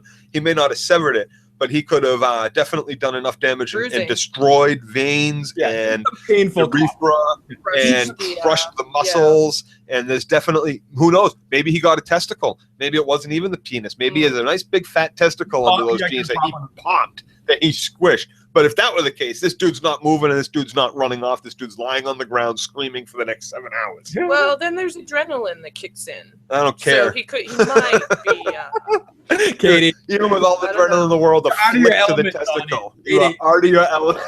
Out of your element, Donnie. No, I love you, Katie, but Joe and I are just wow. You don't understand. We're getting all like boys here. You're like testicle. I'm gonna tell you. Childbirth is easy. Don't tell me. Tell me someone biting my. I never did, honey. Oh my goodness. No, but I hear, and it's definitely mangled penis. He's definitely Mrs. Dwight isn't getting any tonight. There's some healing and a stint, and they need to. I don't think there's a Mrs. Dwight. I think there's like like somebody locked up in chains. Daily victim. The daily victim is happy that she's got a night off. Or he. Carmine says, Joe, you're a urologist tonight. You finally found your passion. I know a little bit about a lot of nothing. He's been passionate about that for years. Yeah, he's been passionate about cock for a while. Yeah, believe me, I've been studying at least one urethra for 40 years. Hey, Joe, again, what you and I do in our private times is not for sharing. So Lord Helmet, Viserys Targaryen, the Walker comes and Eugene tries to hit him. And it's strike one, strike two, and Eugene says, "I called dibs." But did he swing twice? Well, the strike two was the slam against the wall. Okay, yeah. I think. Yeah, right? Like, come on, Eugene. What the fuck? Tim says, Katie, you can't talk about having a cock till you have a cock. Santovia says, maybe and I think she's very happy not having a penis. So Santovia says, maybe Carol's going through the change. Got one sitting next to her. Eugene, I never want to hear the word pussy come out of any of your mouths again. Michael Avella says Eugene's lack of experience may lend him to not knowing not to drag the teeth. Oh my goodness. I love where this podcast is going. Damn, shit, you biting it. I said, suck the shit, bitch. You bite. I don't know why, but pussy sounds very dirty coming out of your mouth. I don't want to go there, but I'm sorry. I have to at make least that one, though. Yeah. Thank God for that. Katie, I love that you're sport with all of this. Anyways, let's continue. It's your sport. Sporty. Your sport. I love your sporty spice. The pussies. Oh my goodness. I don't think that Walker would have killed Eugene even without Abraham's help. I agree. I think Eugene probably could have figured that one out eventually himself. I don't think he was trying to reach. Maybe he reaches and that thing gets a hold of him. He couldn't reach the next weapon that he was going for. He might have had to figure out that he would need to throw him that way and then grab the new weapon. But like, come on. That's why you have a shit buddy, so you don't have to go it alone. And that's where I think that Eugene and Denise are in their progression, is they're so proud of the fact that they can do this stuff, that they don't think they should ask for help. That's the next step where they need to get over that pride, right, and realize there is no weakness in asking for help when you need it. And Eugene did Abraham did back off. He stepped off. He let him take the swipe, and then he let him push him up against the frickin' drum. And then he let him reach for the thing twice, and he couldn't get it, and so he stepped in. Yeah, he helped him out. Eugene, calm the fuck down. I gave you a chance. That's why I'm here with you, so nobody gets hurt. You will learn. Today wasn't the day that you did it. Today is not a good day to die. You'll get there. Eugene, today is not a good day to die. Right. Today is the day you learn the lesson that even though you can do alone, doesn't mean you have to or should do alone. That's why we are here together. That's why we went out together. That's why. Even the best of us can make mistakes or run into situations that we just can't control. Like deciding to go down the railroad tracks. So the chat says, Phil and Joe, be careful not to piss off Katie. Good thing crows don't have teeth. Oh my goodness. That beak can peck through a fucking skull and pick out your brains. I have two curved daggers on my Trust me, we've both pissed off the crows and paid the price. Michael says, after tonight, I'm more convinced of the... Yeah, me too. But let's just get this out of the way. Fear the Walking Dead on the Plane, episode 18. You have zombies. Knitting needles are allowed on the plane. Wait 1 second. You have zombies on this plane? Shirley, you must be kidding. I do have zombies on this plane, and don't call me Shirley. Okay, that's enough of that. Yeah. Well, I just like that you're allowed to bring knitting needles. Yeah. Really? Can I bring a roll of? Can I bring the knitting needles and she bring the roll of duct tape so I can fashion a handle out of them on mid-flight and start stabbing people with my ready-made fucking sai? And everybody, the phone lines are open, and our first caller right now is SM Down. Welcome back, buddy. How's it going? The railroad tracks is a bad idea because that's where those other people met them on the railroad, or was it a bad idea just for some other reason? How I took it, and I'll let Joe and Katie answer too. How I took it was that Daryl didn't want to go to the railroad tracks because it reminded him of the Terminus situation and it was bad mojo. And I think Daryl's kind of a superstitious dude. Yeah, I think that's kind of okay. Because I didn't see anything about them of them getting around walkers that weren't there or something like that. That's how I took it. I'll let Joe and Katie give their opinions as well too. Well, no, that's how I took it, and I was also thinking when he was with Beth, or when Beth disappeared, was I don't know, there was something about walking on train tracks around. No, they were at the house, and the dog distracted them, and then they got separated while they were fighting off zombies, and then the car stole it. They got drunk. Because they got drunk. And then they decided to burn the house down, and then she got stolen in the midst of she was zombies. stolen after they burned. I don't know. I'm remembering it a little differently. So I just had some weird vague association with train tracks. That was just I don't know. So the reason why I think that here's the thing. Yeah, there might be some of the Terminus train track like a PTSD thing. Maybe it's bad mojo for him or whatever superstition. But here's the thing. It's the train tracks. You know that there are signs all over the place telling people to walk the tracks to this place Terminus that may not know Terminus doesn't exist anymore, which means, and also like I said before, when you're going someplace, when you're traveling now, it would, you want to always try to go in the direct line. People think go straight. The train tracks go straight. The train tracks don't take any turns. They don't go around shit. They go through mountains. They go over fucking rivers. They are straight. They go straight from point A to point B. It's probably the quickest way to walk anywhere. However, that means people are going to be walking the train tracks. And we know people are not what you want to see all the time. So it's a bad idea to take the beaten path. So when he says, I'm not taking those tracks or any tracks or however he puts it, I felt like it meant more than just the train tracks. It meant I'm not following the beaten path. We're not going to go walk the track. That means that's where people are. I know they kind of stayed on a street in the middle of a town, but still, you take the longer road. Don't take a place where ambush could be set up. Just the tracks is not a good idea. The tracks is where a lot of people are going to be traveling on because it's straight from point A to point B, and you want to avoid people. You just don't want to have that conflict. So I think that's why it's stay off of the tracks. Don't ever take the tracks. That's one of your rules, is to not take main roads or main highways. It's to try to stay on off the beaten path to avoid as many people as you can. That's what I thought. Yeah, no, I agree with your point, and I think you're putting a little bit more into it than that, but I agree with you. I think you have a good take on that, on what Daryl's going into it and why you probably should stay off the train track. Ambush. People say avoid people. Ambush.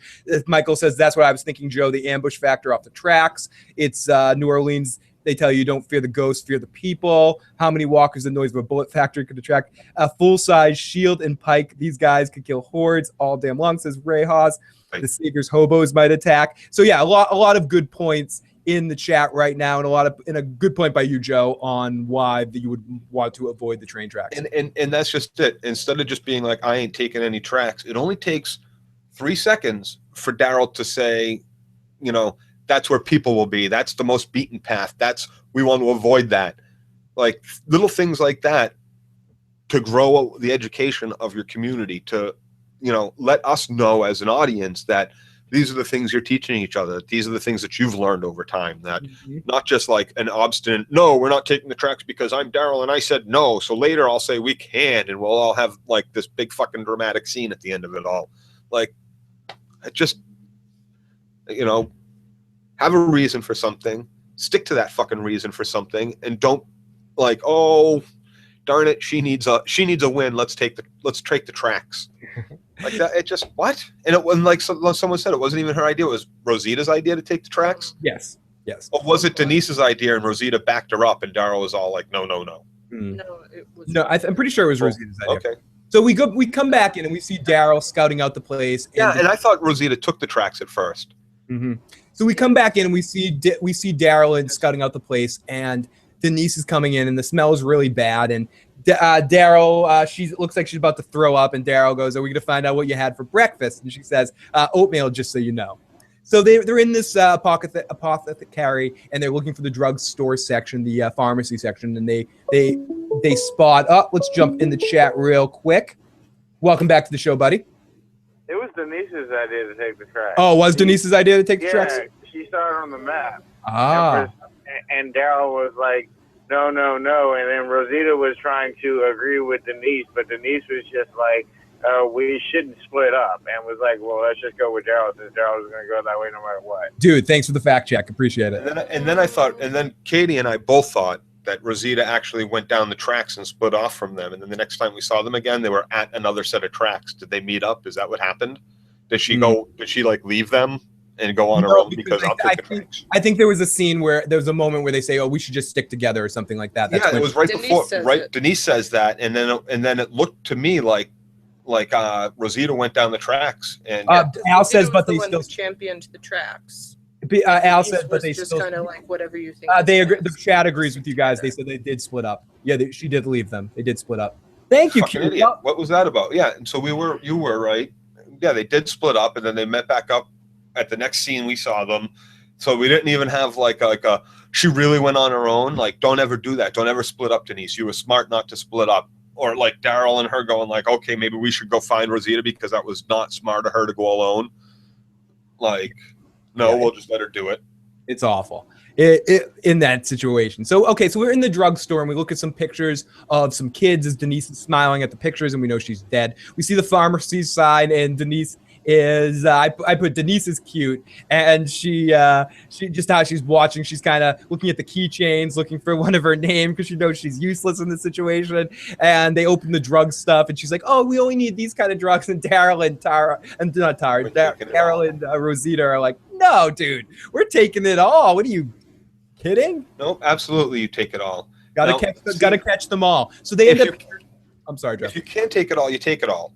But here's the thing: you might want to leave things that you don't really need behind, so other people who might be looking for that can find it. But then again, you never know who you're going to come across that needs asthma shit in the future or diabetic shit in the future. So you take absolutely every fucking medication in that place for your own stuff that is unnecessary. So huge for one quick second. Huge shout out to Ethan. Hey, Ethan. Take what you absolutely need to take first, and then you don't want to. Okay, we're taking everything and take all the absolute wrong shit. Take everything if it's convenient. Take everything if it's convenient. Take what you need. If you're running out of space, if you're running out of pockets, there's certain things that, like what Katie was saying, there's certain things you don't have to take. But they only have 2 backpacks. That room was fucking full. Why didn't Denise stay in there and tell them, no, we don't need fucking fluoric acid. We just don't need that. Like, come on. Yeah, whatever. Well, I don't understand. If they were taking everything, then what was taking them so long?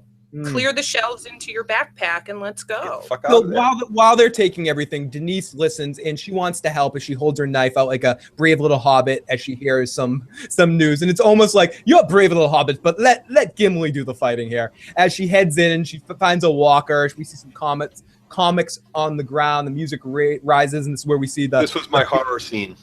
Yeah, like we see the horror shot. baby that. Yep, we see the baby that got suffocated and everything like that. We see a rocker, a baby bed. It's really scary in this moment. And then we see on the wall, it's hush, hush, hush, written in the severed baby's foot or the baby's shoe to look like the baby's been drowned in the water. It just is really fucking horrible. As Denise gets ready to bump into something, and this happens.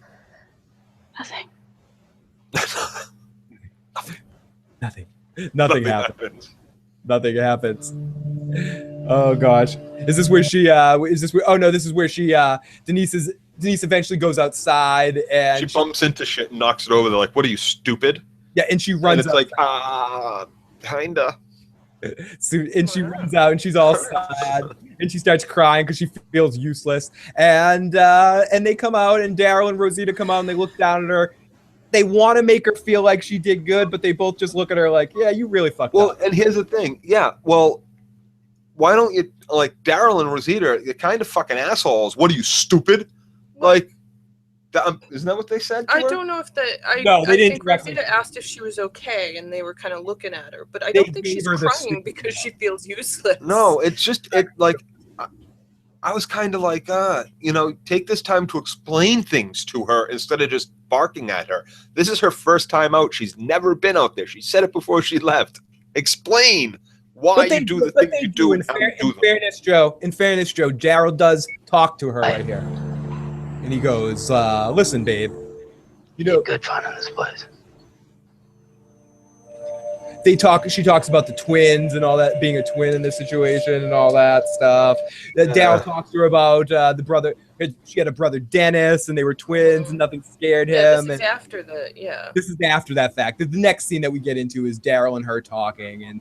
And I agree with you, Joe. You need to teach her in a situation, but ultimately also in that situation, just get the fuck out of there at that point. Right. At that point, it's too late. Like, there's all these teachable moments just get passed by. And that's an unfortunate thing because it doesn't take much. You have the writers write them a snide remark when you know that they're supposed to be teaching and helping each other. Like, use that moment to write that instead. You can see that she's okay. So let's listen to this because we're talking about this a lot. Let's listen to how it transitions into them taking the tracks.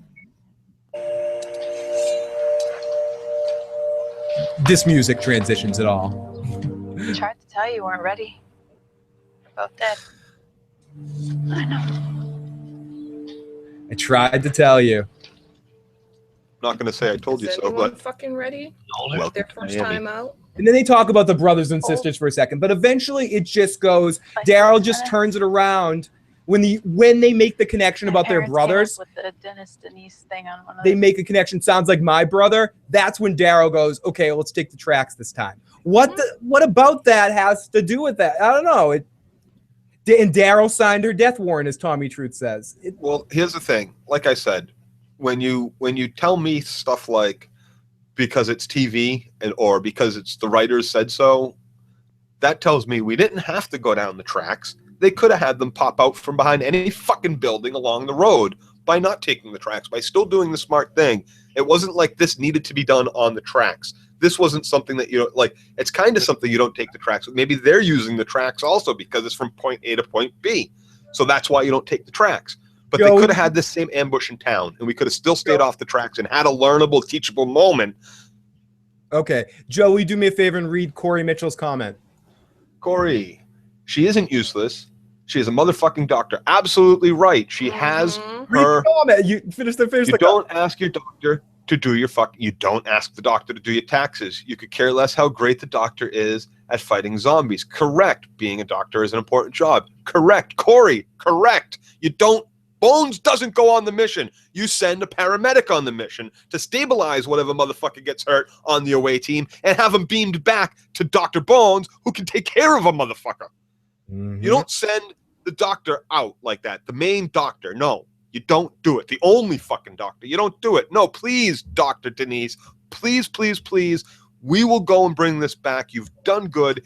It might be pointless for you to go. There might be nothing there. And if there isn't anything there, we've risked your life for absolutely nothing. Please stay back. Thank you for telling us where it is. We will go get it.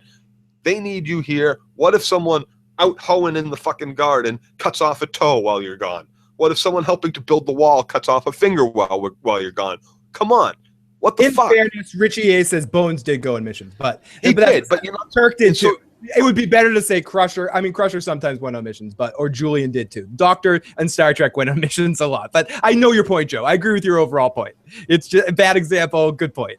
So the doctor doesn't go with the combat team. You send a fucking medic with the combat team. On Star Trek, they do though. On Star Trek, Julian and Bones always go in their own missions because they're badasses that way. Because they, you know why in the military they make doctors like captains and lieutenants immediately, so they're not put in fucking combat. Doctors are commodities. Doctors are fucking. I have a quick comment before it runs past Joe. Next time they'll be sending Judith on runs. Right. Bones and she's gonna learn sometime. Corey adds Bones had combat training though. He was more of a combat medic. And so is Julian being genetically enhanced and everything like that. But the point is you don't send the doctor, the smartest doctor you have, the only doctor. Fuck that, Joe. You just don't send that person out there. She shouldn't have gone out. She's not equipped yet. Maybe one day she will be if they trained her right, but she isn't there yet. So anyways, we head down and we see our team walking down the tracks and Denise walking off the path to go up to a car. She looks in and a walker jumps to the window. And Gene Simmons looking walker or something like that. She sees a cooler in there and Denise says, Daryl and Rosita, there's a cooler in here. We should get the cooler. That was another cool horror moment. Like they really filmed it well with the music and the shot. I really liked that. It really felt like a horror genre like it's supposed to be. Not just Daryl and Rosita are basically like, come on, we got a lot of drugs. Today was a success. We'll come back tomorrow for that. Don't worry about that. So Denise doesn't take that. She's going to do this herself. So she takes her blade. She goes in. She opens the car. She goes and grabs the cooler, does the quick zip grab. But then she gets tackled by the walker, and the walker gets on top of her. She flips it on, ends up on top of her, on top of the walker. Daryl and Rosita come to help her, but she goes, no, don't help me, and she ends up killing the walker. They both look at her like, what the fuck did you just do? Are you a fucking moron? Why did you do this? And she eventually does get sick and says this. Oh, my glasses. I'm sorry, half of that got cut off. She threw up on her glasses. Poor girl. I love her response to the whole thing. And Daryl jumps back. It's awesome. Yep. No, like it doesn't face her that she pukes. Except that she puked on her glasses. And what was that? I did puke? that. And what? Oatmeal. Joe. And what? Joe, jump to Critch's comment. I want to hear that in your voice. And if she had to go, you go with 3 cars. And her protected like the president. Jesus, the doctor is mission critical for the entire population. Well, which is why you start training other people to be able to do that shit. Great point, Katie. But I'm just going to add, especially when you had half your population of this group at one point die because of the fucking flu. So you should be extra attentive on the protection of doctors.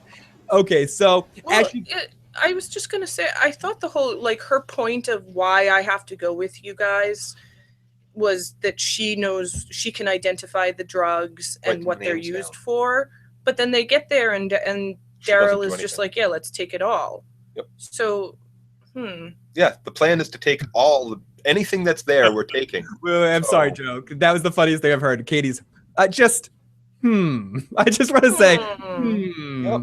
No, exactly. And when we get to the pharmacy, to the apothecary, she does nothing but like almost get herself killed and then go outside and cry.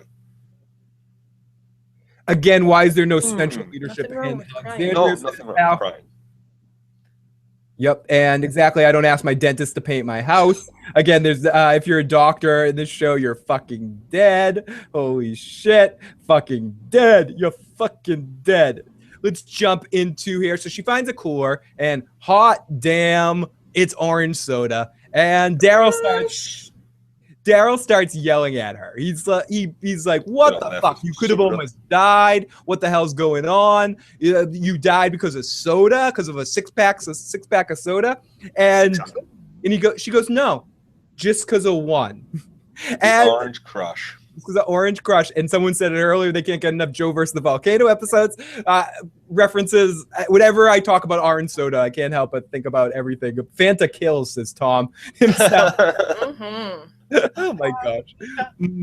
I'm sorry, that's the funniest thing I've read. Fanta kills. That's hilarious. So for a couple of sodas, no, there's just one. She comes back and Rosita says, are you seriously this stupid? Are you fucking, do you have any clue? And Denise says, do you have any clue what this all means to me? I have training, no surgery. I asked to come because I was brave like my brother. I asked you to come, Daryl, because you're brave like my brother. And I asked you to come, Rosita, because you're stronger than you think. You give me alone. Because you give me hope. I think and you're because you're alone. Like she chooses. Gonna clear the air. Oh no, I'm sorry. That's the scene before. That's the next scene. That's the Dwight scene. I must not have got this, but yeah, she starts yelling at both of them. I could have gone and I could have told Tara I love her, but I wanted to go out here. It's not stupid facing my shit. And she just yells and keeps going, gets in their face, just screaming at them. You guys, blah blah blah. You guys, motherfuckers, and she gets shot right in the head with the fucking arrow. And mid-sentence. And I think it's funny that, so what? She asked them to come so she could have like a group therapy session with these two out on the road? Or she asked them to come because they were the smartest and best warriors and she figured if anybody's going to be able to protect me and if I listen to anything anybody says, these are the two that I should. And so what does she do? Everything they tell her not to do. Don't go over to that car. Stay there. Leave that one walker in that room alone. Like, okay, you are absolutely not ready for any of this. And the first thing that shows us that, like, you don't go in, is that what you did when the first day at doctor training school? They were like, all right, we're going to learn this is a scalpel. Oh, well, let me just take that scalpel and cut right the fuck in you. Like, this is your first day leaving the fucking town. I'm sorry. She didn't participate in the big zombie slaughter either. Like, she didn't. She was in working on Carl's fucking eye. She has what makes us think that she's at all in any way, shape, or form ready to leave this compound and go fight fucking zombies and shit. Corey said she was yelling, hey, it's me. Hit me right here. Hit me. She was just yelling, come on, guys. She's like a savior alarm. Yeah, they're out there yelling at the top of their lungs. Smart. You could have died killing those saviors, both of you, but you didn't. You want to live, you take chances. That's how it works. Like Not yelling really. like an idiot. Whoa, I'm sorry. Don't take chances. That's how you live. No, you're fucking careful. You want to live, you're fucking careful. You don't fucking take chances. Okay, but you sometimes take chances, but yelling out in the middle of a whatever. Let's take chances if you have to, not because you choose to. You take chances when only necessary. The only time you should ever be like, well, it's a big fucking risk is if you need to take the risk. You don't need to take the tracks. Go around. The tracks are a risk.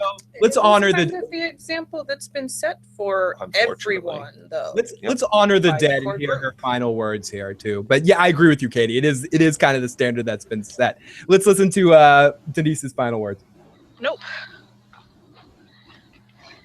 Just this one. Just this one. Just this one fucking thing. This one fucking thing. So I can mute it for a few seconds while we're talking here. I just need my remote control and my chair. That's stupid? Are you seriously this fucking stupid? Are you? Are you? Yeah, we must be because we took you out here with us. There was no reason for you to fucking come. Really, when it comes down to it, yes, they must. Exactly, Joe. They must be that fucking stupid for letting you out here and not telling you to shut up a little bit too. I have training in this shit. I'm not making it up as I go along, like with the stitches and the surgery and the. What is she talking about? That like is she talking She's a about psychiatrist? Psychiatrist. So now all of a sudden in this shit, in what shit? In us telling you that you shouldn't go, in what? In you needing orange soda? Doing something stupid like going to fight a zombie over one fucking soda, doing something that you feel you need to do. You need to get your orange soda still. Joe, 1 second, Joe. In fairness, I do want to say I understand the need for morale. There's a great episode of Lost where Curly builds a golf course so they all can like relax from the shit that's going on every day. I agree. You do need some, even in this world. I think you need some sort of recreation and feeling good about some things sometimes. So I get where she's coming from. But again, it doesn't mean she needs to be the one that goes out there and gets it herself. I just want to make it clear that I get what she's saying. I get that she's saying that it's about love. It's about the connection. It's about making Tara feel good when she delivers that thing for her. I understand it all 100%. I get that. That's beautiful. That is a beautiful thing and something I think you do ultimately need to keep. At least I would feel like I needed to keep, even in that situation. You'd be like, Phil, toughen up. I'm like, no, I need to be happy for a second. You're like, shut the fuck up, Phil. Don't be happy. I need to be happy. I would be like that. I feel like I would be Denise in this world. But I wouldn't go on this fucking mission because I'm not an idiot. Yep, Phil, I know you love Coca-Cola, but if I'm not ready to go out and go track down your Coca-Cola for you, I'm not going to go do that. I'm not going to take that chance for you. If I come across one while I'm out, I'll still grab it for you, Denise. But I'm not going out there just for a Coca-Cola, and neither should fucking you. Don't go fighting zombies over a Fanta. It's just, and then she breaks it down, and she tries to do some, huge, this is what I'm trained in, and you started playing it. And this is where she gets into it, Joe. Let's listen to the final, Denise's final point here. I asked you to come with me because you're brave like my brother, and sometimes you actually make me feel safe. And I wanted you here because you're alone. Well, I wanted you to come in because the writers needed to give you more storyline. For the first time in your life. And because you're stronger than you think you are, which gives me hope that maybe I can be too. Aw. Coming soon. It's coming soon. Oh my God. I could have gone with Tara. I could have told her I loved her, but I didn't. Because I was afraid. That's what's stupid. Not coming out here, not... Okay, when you're giving this speech in The Walking Dead, you're dead so soon. Yeah. I was just screaming at my television at this point. Dead. Being afraid is what's going to keep you alive. Being fearful helps keep you alive. That's why we have this response. That's why it's there built into us. You're supposed to flinch when you hear a big bang behind you. Because it means danger. And danger means, oh no, I might die. Let me take some sort of precaution. Fear is a natural response. You need to have that. And you need to know how to manage it. And you need to know how to... It can also get you killed. Correct. And one way to manage it is to not go out before you're ready. She, like I said, she didn't participate in the great zombie slaughter of 16. Let's jump in the chat really quickly. Tom says, not that kind of Coke, Joe, right? The fucking ramblings about being afraid to say I love you. Who gives a shit? KLC says, shut the fuck up, Denise. And Almeida says, I don't give a fuck. Denise. Paging Dr. Meat Shield, says Corey. Paging Dr. Meat Shield. And here we go. Let's listen to Dr. Meat Shield finish up her life here. My shit, and it makes me sick that you guys aren't even trying because you're strong and you're smart and you're both really good people. And if you don't wait. Oh! Right. Because if they were trying, they wouldn't be on the tracks. Daryl wouldn't have said, okay, we can go on the tracks, because he just gave up in that moment, I guess. Oh, you were about to say something. Yeah, I just think whether she was ready or not, debatable, whatever. But to ultimately be ready and get the experience where you can go out on actual missions, this would be kind of the perfect thing to go out on for your first time and your second time. This is what people who are going to be going out should be doing on their initial outings. Because no, you're never ready for what you're going to see, especially if you've never seen it. I don't think that she should have gone just by virtue of the fact that she's a doctor. But other than that, they just ran into some really bad luck and yes, made a few bad decisions, but this should have been a simple mission that turned bad because of other variables they ran. Fair enough. Which is why, because of those variables, that's why you don't take the doctor. And the doctor has... doctor, sure. Right. The doctor can... amateur, yes. The doctor can be more useful and can, by teaching others, by... just... Agreed. Yeah, there's just... yes, we are stupid. They are stupid. They took her with them. They took the tracks. They're doing stupid shit. That's Tom, stupid. just to jump in the chat, really, Tom says the recap with the audio. Good call, Phil. Thank you. I figured some of these lines, which shows I can do it. I think it's a good touch to be able to have the audio. We'll see how YouTube handles the copyright stuff to see if we'll do it again. Dwight's face burn was kind of underwhelming. Says, welcome, random Grove Street Thug. Michael, it was an moment. Bullseye. When you heard that, someone said when I heard that sound, it was awful. They're mega stupid. I do want to read a couple comments that I noticed in the live chat right around this time that I thought were really, really funny that I could capture. So many of them were great, but I just was able to save a couple. Critch says, note to self, conducting feelings discussions in hostile territory is not optimal. Corey said, hey, Denise, could you scream saviors a little bit louder? I don't think they hurt you. When you killed all the fucking saviors. And then after this point, when Eugene shows up, added, and obviously Eugene has not learned to talk to strangers. Hitchhiking a ride with people you don't know, Eugene, that's a bad idea.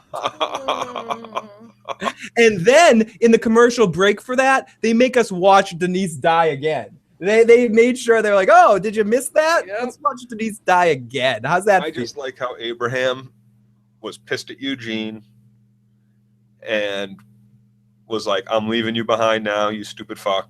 Yep, we'll get to that. We'll get to that in a second. It's we've got to mention that. Yeah, Eugene ended up just leaving Abraham and saying "fuck you." Abraham left Eugene. Abraham was like, "Oh, I'm fired. You don't need my services anymore." I'm not good. We mentioned that you don't need my services anymore. We've got to talk about that a little bit. You're right. And he ends up saying, "Okay, fine, fuck you. I'm out of here. Screw you."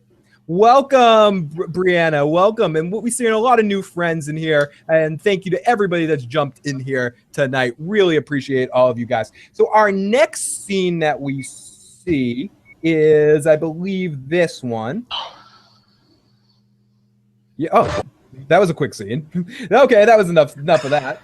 But our next scene is Daryl with Dwight. They go back and forth, and it's a standoff. He has the crossbow, and Daryl says, I should have killed you. Yeah, you should have killed me. Yep, you should have.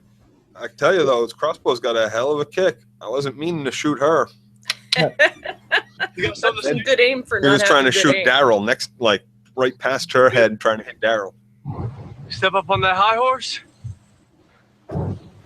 Don't have to, standing next to you. You don't talk much. You don't talk much, motherfucker, do you? I should have killed you. Probably should have. Yep, I should have killed you. Probably should have, motherfucker. Yeah, you should have. And yeah, I wasn't aiming at her. Definitely pulls. And they have Eugene and Rosita introduces herself, and we get that wonderful moment. I'm Rosita, and Dwight gets a little bit of an erection, and Eugene spots Abraham out in the corner somewhere. That asshole over there. Behind oil barrels. Behind an oil barrel. Like a pile of oil barrels just sitting on the tracks. Oral barrels. Oil barrels. There's a stack of oil barrels just along the tracks, just sitting there. Tires and oil barrels for Abraham to hide behind. Oil barrels? Oil barrels. We're thinking about what's coming next here. So Eugene says, I got a one-track mind. I really do. Tonight you do, yeah. Tonight. It's hard not to. Just tonight. A one-train track mind. Eugene says Abraham deserves to die more than the rest of the three of us. Ooh. Oh, yeah. If you're going to kill someone, don't kill Rosita. She's got a nice ass. Don't kill Daryl. He'll teach you how to use that crossbow better. Kill that redheaded ginger. Asshole that grade A gingered asshole behind the fucking oil barrels. Kicks like a bitch. Kicks like a bitch. Yep. That's nothing personal. Here we go. Look, this isn't how we like to start new business arrangements. But, well, you pricks kind of set the tone, didn't you? What do you want? I'm sorry, darling. I didn't catch your name. What's your name? Rosita. Or Dwight. You can call me either. I'm Pedro. And we also like to mention that his face looks burnt, different than the last time we have seen him.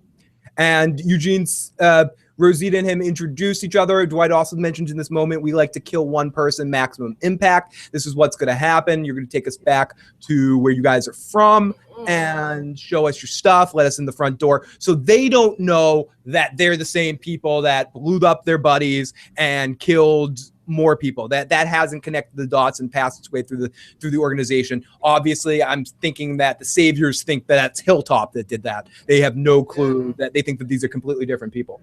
Well, there was no one alive to say. I want to point out too. Just to go to Bill's quints, I did not think Eugene was legitimately selling Abraham out. No. I think he was I just think he was buying time. Yep. I do too. I want to. It's interesting to point. You mentioned that Dwight looks different with the burning. So I think we're to assume that he was on the kill room floor. I also want to say, and it might have been time. We don't know how long since. Oh, I didn't even think about last episode. I also want to say that maybe there was a little bit of foreshadow there too.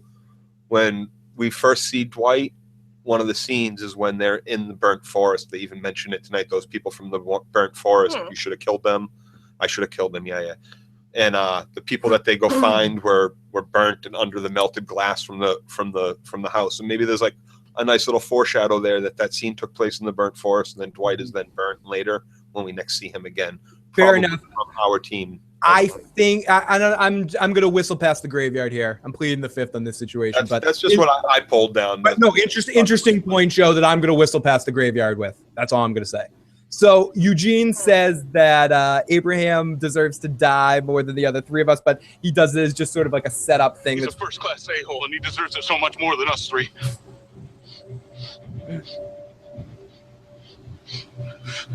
You kill him.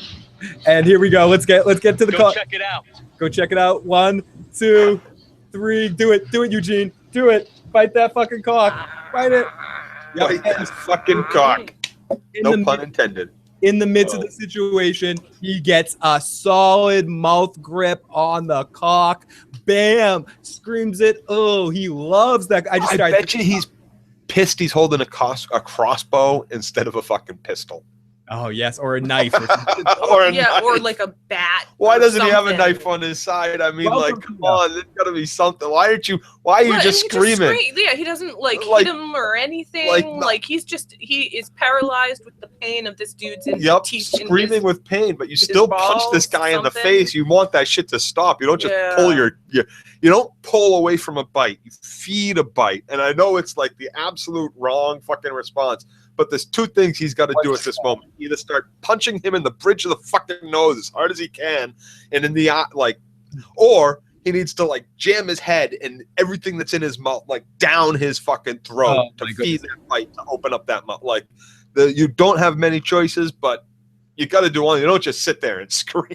Maybe that's exactly what you do. I haven't been put in that situation, but I know we got a caller. One second. Welcome back to the show, buddy. Hey, what's up? They gotta go get Carol back, don't they? I mean, for the war that's coming with Negan's group that hasn't really been killed yet, or whatever, you need a Carol. Not as she is, don't you? I think good question. I think that's what Daryl's doing in our scenes from next week. I think Daryl's basically saying that same situation. I need to go out. I say you need, and it is a bad decision. I say you need to let her go. And because you don't go run after her, because how many of you is okay to die to try to convince her to come back, and she might not. You have to let people leave if they want to leave. Fair enough. If she wanted to talk to you, if she wanted anything of your input, she would have come to you and sought your advice before she took off. Before we go too far, though, I want to talk about this ball biting scene in the sense of a couple people mentioned this in the chat, and it reminded me of it too, of an amazing scene in Oz where Beecher bites some dude's. It's not Schillinger, it's Robson's cock at one point in time when he's forced to in when he gets sent to Gen Pop in Oz. Totally reminded, or Andy Dufresne, totally reminded me of an Oz moment. So great stuff right there. And he just grabs the cock. And I also imagine Jay in Silent Bob, or Jay in Silent Bob's movie, going, he loves the cock right there in that moment as Eugene just digging into that shit. And let's jump in the chat. He had a gun right next to his head. He could have popped him in the head. Dwight's balls now match his face thanks to the redneck scientist. Someone says, generally I slip them That's 20. That's a great idea for a TV show. It's like Bill Nye the Science Guy kind of show, the redneck scientist. Billy Bob, the redneck scientist. I'm Phil Nye, the redneck science guy. So Abe and Rosita look at each other through the crossfire, and Daryl does some shooting as we all just get into a mad bedlam once the cockfight happens. And Abraham, Rosita, they make eye contact and they work well as a team together in this aspect. And Eugene's just still on that cock. He's just not letting go of that. Not letting go. No, that's his only fucking move. You die with that thing in your mouth, or he dies or passes out in pain. Yep. Like, I die, that's fine, but I'm taking pieces of you with me. As Tom himself says, chew, swallow, repeat. Chew, you can pry your cock out of my cold, dead mouth. And oh my goodness, nice Charles Heston comment, Joe. So mass shooting and there's just a mass like action sequence here going on as Dwight eventually gets his cock loose from Eugene's mouth, and he goes fall back, everyone fall back, as Dwight shoots a few more times, and Daryl ends up racing after him, but Rosita calls back to Daryl because ultimately Eugene has been shot as well. So we go over to it's a flesh wound. It's the flesh wound. As we go over to a quick dead Denise, we see Denise is shot, and we see Eugene is shot as well. Rosita's trying to hold the cut in together, and I got actually really emotional in this scene for whatever reason. Abraham comes over too, and Daryl's freaking out. It's just a very emotional moment of the scene with thinking that we're going to lose two characters right back to back like that. They pick him up, they drag him off, they leave Denise on the tracks dead, but they'll come back for her. Oh, yeah. So Eugene ends up being alive, and in our next Eugene scene, is this the next Eugene scene? Well, just grazed him. That's a good thing we got him back when we did. Yep. Antibiotics we picked up. Good thing we have a doctor here. No, good thing we make that we have to rationalize why the doctor's useless right now. They're like, oh yeah, we did what Denise would have done in this situation. Good. I'm glad. They have the drugs because of Denise. Yeah, they have the drugs because of Denise. No. This is why you don't let the doctor go. A, she gets killed while she's out there, and B, because now you're bringing back people who are injured, and you don't have a fucking doctor. Even if she wasn't dead out there, but she was still gone, and people that were out, like Abraham and Eugene, came back, and one of them was injured, she wouldn't be there to help the person with their bullet wound. This is why the doctor should please don't leave. Please. So let's jump in the chat real quick. Eugene says, need to teach the Alexandrians cockbiting 101. Corey says, I don't always buy guys' junk, but when I do, it belongs to the saviors. And I drink Dostoyevsky's. Stay thirsty, my friends. Let's jump in. We also have a caller, our buddy SM Down. What's going on, buddy? Yeah. Y'all talking about Eugene and the doctor's usefulness. To be fair, the doctor was just someone they said, hey, be the doctor. It wasn't actually a trained doctor. Pretty much. No, she's a psychiatrist. They have to do residencies in surgery and doctor now because it was just some person that they randomly picked and learned how. In fair, Katie Joe, what do you guys get to say to that? She is a doctor of psychiatry. But to get a doctorate in psychiatry, you have to go through all of the same residencies and all of that stuff that any medical doctor does, because you are a medical doctor. Yep. Okay. She was not just a she's still an MD. She's just specialized in psychiatry. She still had to do a residency in the emergency room. Internships in the emergency room, and geriatric psych and regular psych. That's where she went to specialize. But like, they have to do all these rotations and residencies and internships, and they go through training in all of these fields. So she has to know some of this stuff. It was very basic course. She passed it, and she went on to do what she wanted to do, which was psychiatry. And the more you know, Joe. The more you know. So she does have a base in the knowledge, and she is able to read the books and the manuals that she has available to her to learn more, plus what she was learning from Porch Dick in the first place. Yeah, so let's listen to a little bit more here. Which was not much, which was, get the fuck out, I don't like you around me. Let's listen to Eugene awake and everything. You okay? He's awake. You said I had choices. Mm-hmm. You do too. You have them too. You have them too. Tell me your choices. Could be 30 years for us here. Oh, I'm sorry. This is before. This is later. This is the Sasha and the Abraham love situation. Which come on in and fuck me. But I meant to say Eugene's awake. Eugene says I'm awake. I'm not trying to kill you. Do you apologize? Do you question my skill? I'm sorry. I wanted to play that quote, but I don't have it on tap. You know how to. I'll admit this. You know how to bite a dick. Welcome to the. You didn't have to bite a dick to prove it, but. Way to go above and beyond. And then he goes, I've been on the second level for a while now. And no, if you remember your last conversation, or right before you went into that smelting factory there, you were like, I'm starting the second level. So you've only been on it for like a couple hours now. Yeah, the cock put you there, but hey, you're there. I'll even give you level 3. You went the extra distance and took one for the team. So our next scene that we get after that, we get the Abraham and the Sasha stuff, which we kind of talked about. They're a couple now. So then we go off to Daryl and Carol digging graves, and we see Daryl taking a drink of the booze as they're burying Denise, and Carol watches in concern. She said, "Listen, you were right. You were right. I knew it when you said it."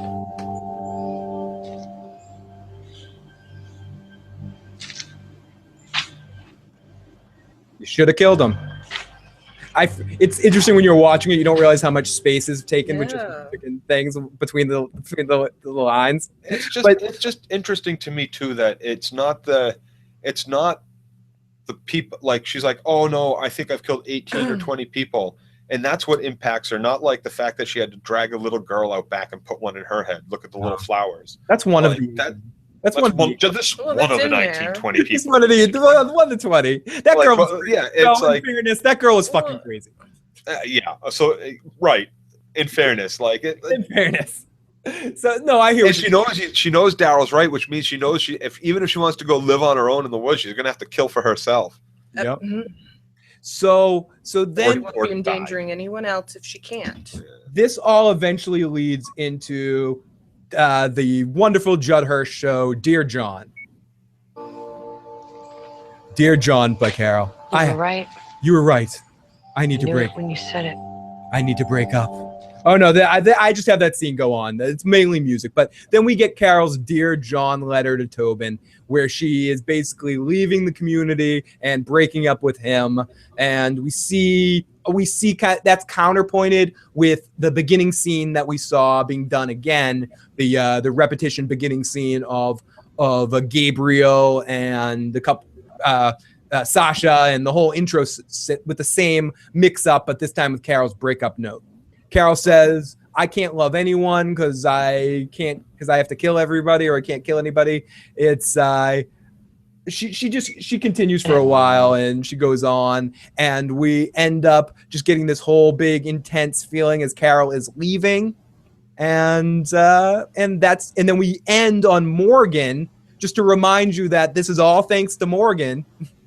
With Morgan looking really fucked up. And it's weird how they did it, in the sense that they had our Dear John letter to Tobin, and they showed Tobin for like a second, but the majority of the focus in this scene was on everything that's going on in Alexandria, and then ended on Morgan to make sure you know that Morgan's to blame for this shit.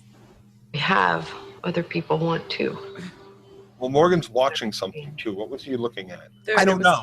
Porch swing that she would Carol's usually be sitting on, smoking her cigarette. Oh, okay. Was he just looking and noticing that she's there anymore? Yeah, it was like swinging in the wind and creaking or something, and yeah. So that is basically the end of our recap. So let's take some calls. Phone lines are open. Welcome, SMB Down. What's going on, buddy?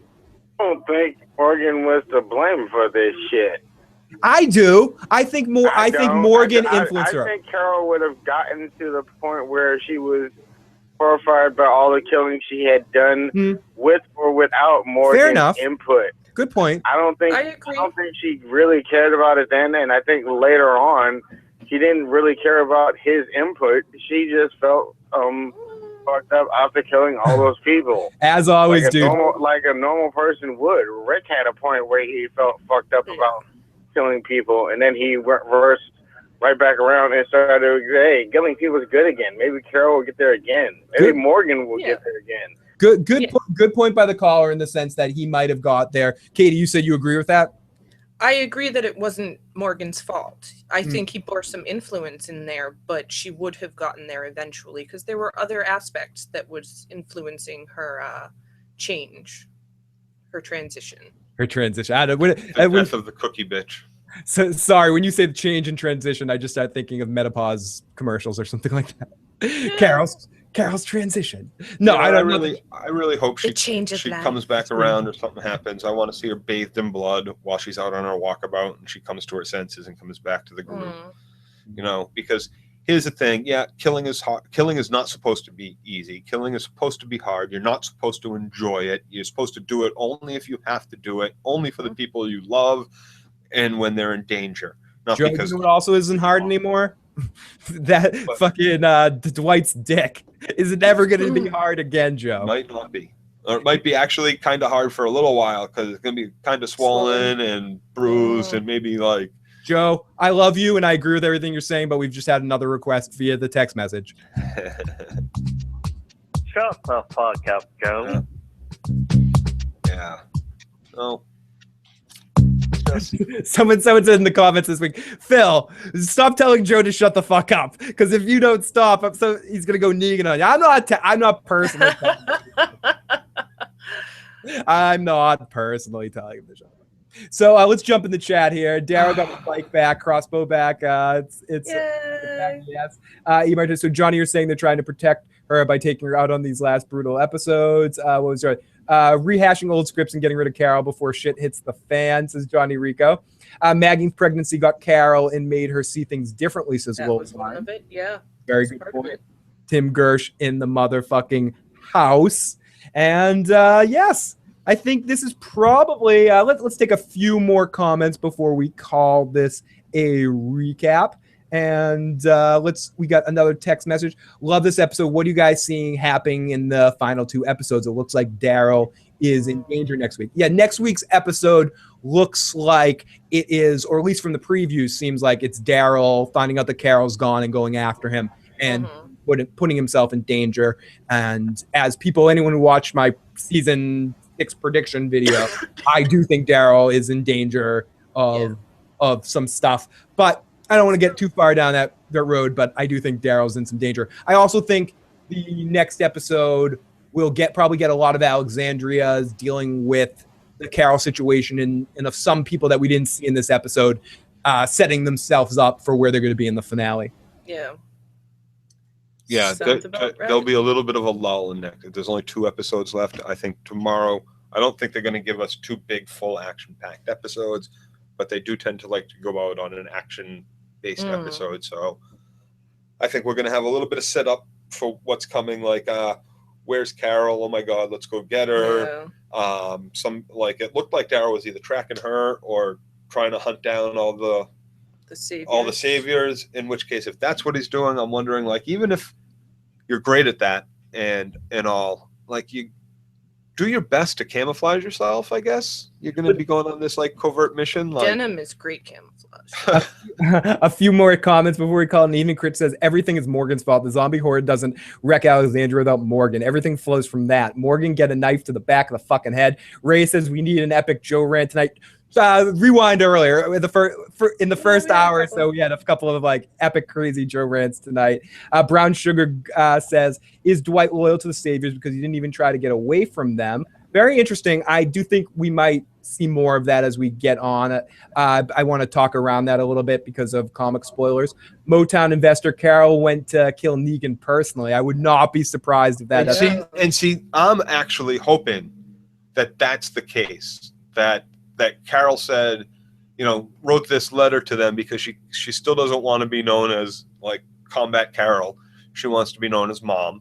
It's still part of her guise for some reason, maybe, but maybe she is just going out to do it herself, get it done. But do you know what we're doing? We're we're saying good night to all of our friends. So everybody. Nighty night. Tom says, do you guys think Carol might have the same ending? Yeah, maybe. It's gonna be very interesting. Oh! I wanted to say one last thing too. Yes, Joe. Take the caller. I don't know. Welcome. Last comment, buddy. What's going on? For Carol to be going to get Negan, wouldn't she have to think Negan was alive? I thought in that last episode when that guy said I am Negan and then Rick shot him, they thought they had killed the right person or whatever. Yeah, good last point, buddy. That's what I was. Yeah, that's ultimately they think that they got Negan at this point. No, because because of what they said to her. The comments that were made while they were captured that they never discussed about like we are all Negan. That it was the ghost story that Daryl was talking about 2 episodes ago when they made this whole deal to go kill them all in the first place. Negan might not even exist. Good point, Joe, and that's a good final word. Everybody. No. There was a scene in the episode at the beginning when Carol sits down on the porch next to Daryl and they share that cigarette and they talk about killing the people in the burnt forest. When Carol gets up to leave, they do something strange with the camera and they do this weird fade out, like blurry vision. Yeah. And they like pin it down to like the middle of the screen. And like, was that a little bit of like Carol's going to be leaving at the end of this episode? Like it just, I don't know. It seemed very strange when she got up and walked away. They blurred it out. It was like a very strange transition shot that I thought it was worth mentioning. I forgot to mention. Good one. Everybody, thank you so much for joining us tonight. We really appreciate it. Have a good night. Let's see, what do we got? Keep pulling you back in, Phil. Thank you for joining us. We will be back next week to talk about the final 2 episodes of the second to last episode, the penultimate episode of season 6 of The Walking Dead. Thank you to everyone that joined us. If you haven't already and you enjoyed this video, please hit that subscribe button. Please hit the like button. Share with a friend. Thank you to everybody in the chat, everyone that called in, everyone that shared your thoughts in this episode. Please subscribe to our podcast on iTunes if you haven't done that already. If you're interested, you can always subscribe to the channel if you haven't. Like the video, share it with a friend. And we will be back next week. You can follow Joe on Twitter at I Got Issues, or follow me at I Got Issues Man. Follow Joe at Dirty Locks. Sorry, caller, the phones are off for the evening. Oh, snap. Oh, no. Oh, sorry. We will be back next time. Goodbye, everybody. Peace.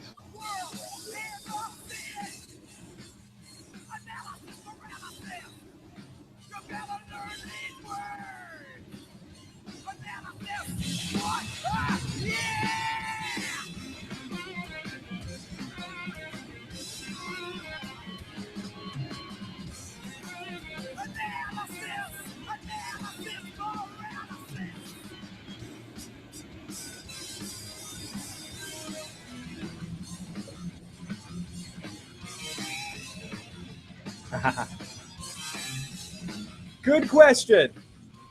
When's the next Game of Thrones Season 2 recap? That's a good question. Officially announced that the week after The Walking Dead is over. We will be doing on April 10th, I believe it's going to be. We'll be doing the second half of Season 2, probably like a 3-hour podcast where we'll be talking about the last 5 episodes of Season 2. And then the following week after that, we'll be doing a Game of Thrones Season 6 preview episode. And then the following week, Game of Thrones starts. So as soon as The Walking Dead's off, for those 2 weeks in between, we'll be doing some Game of Thrones coverage. So that's when that will be back. Hell yeah. Yeah.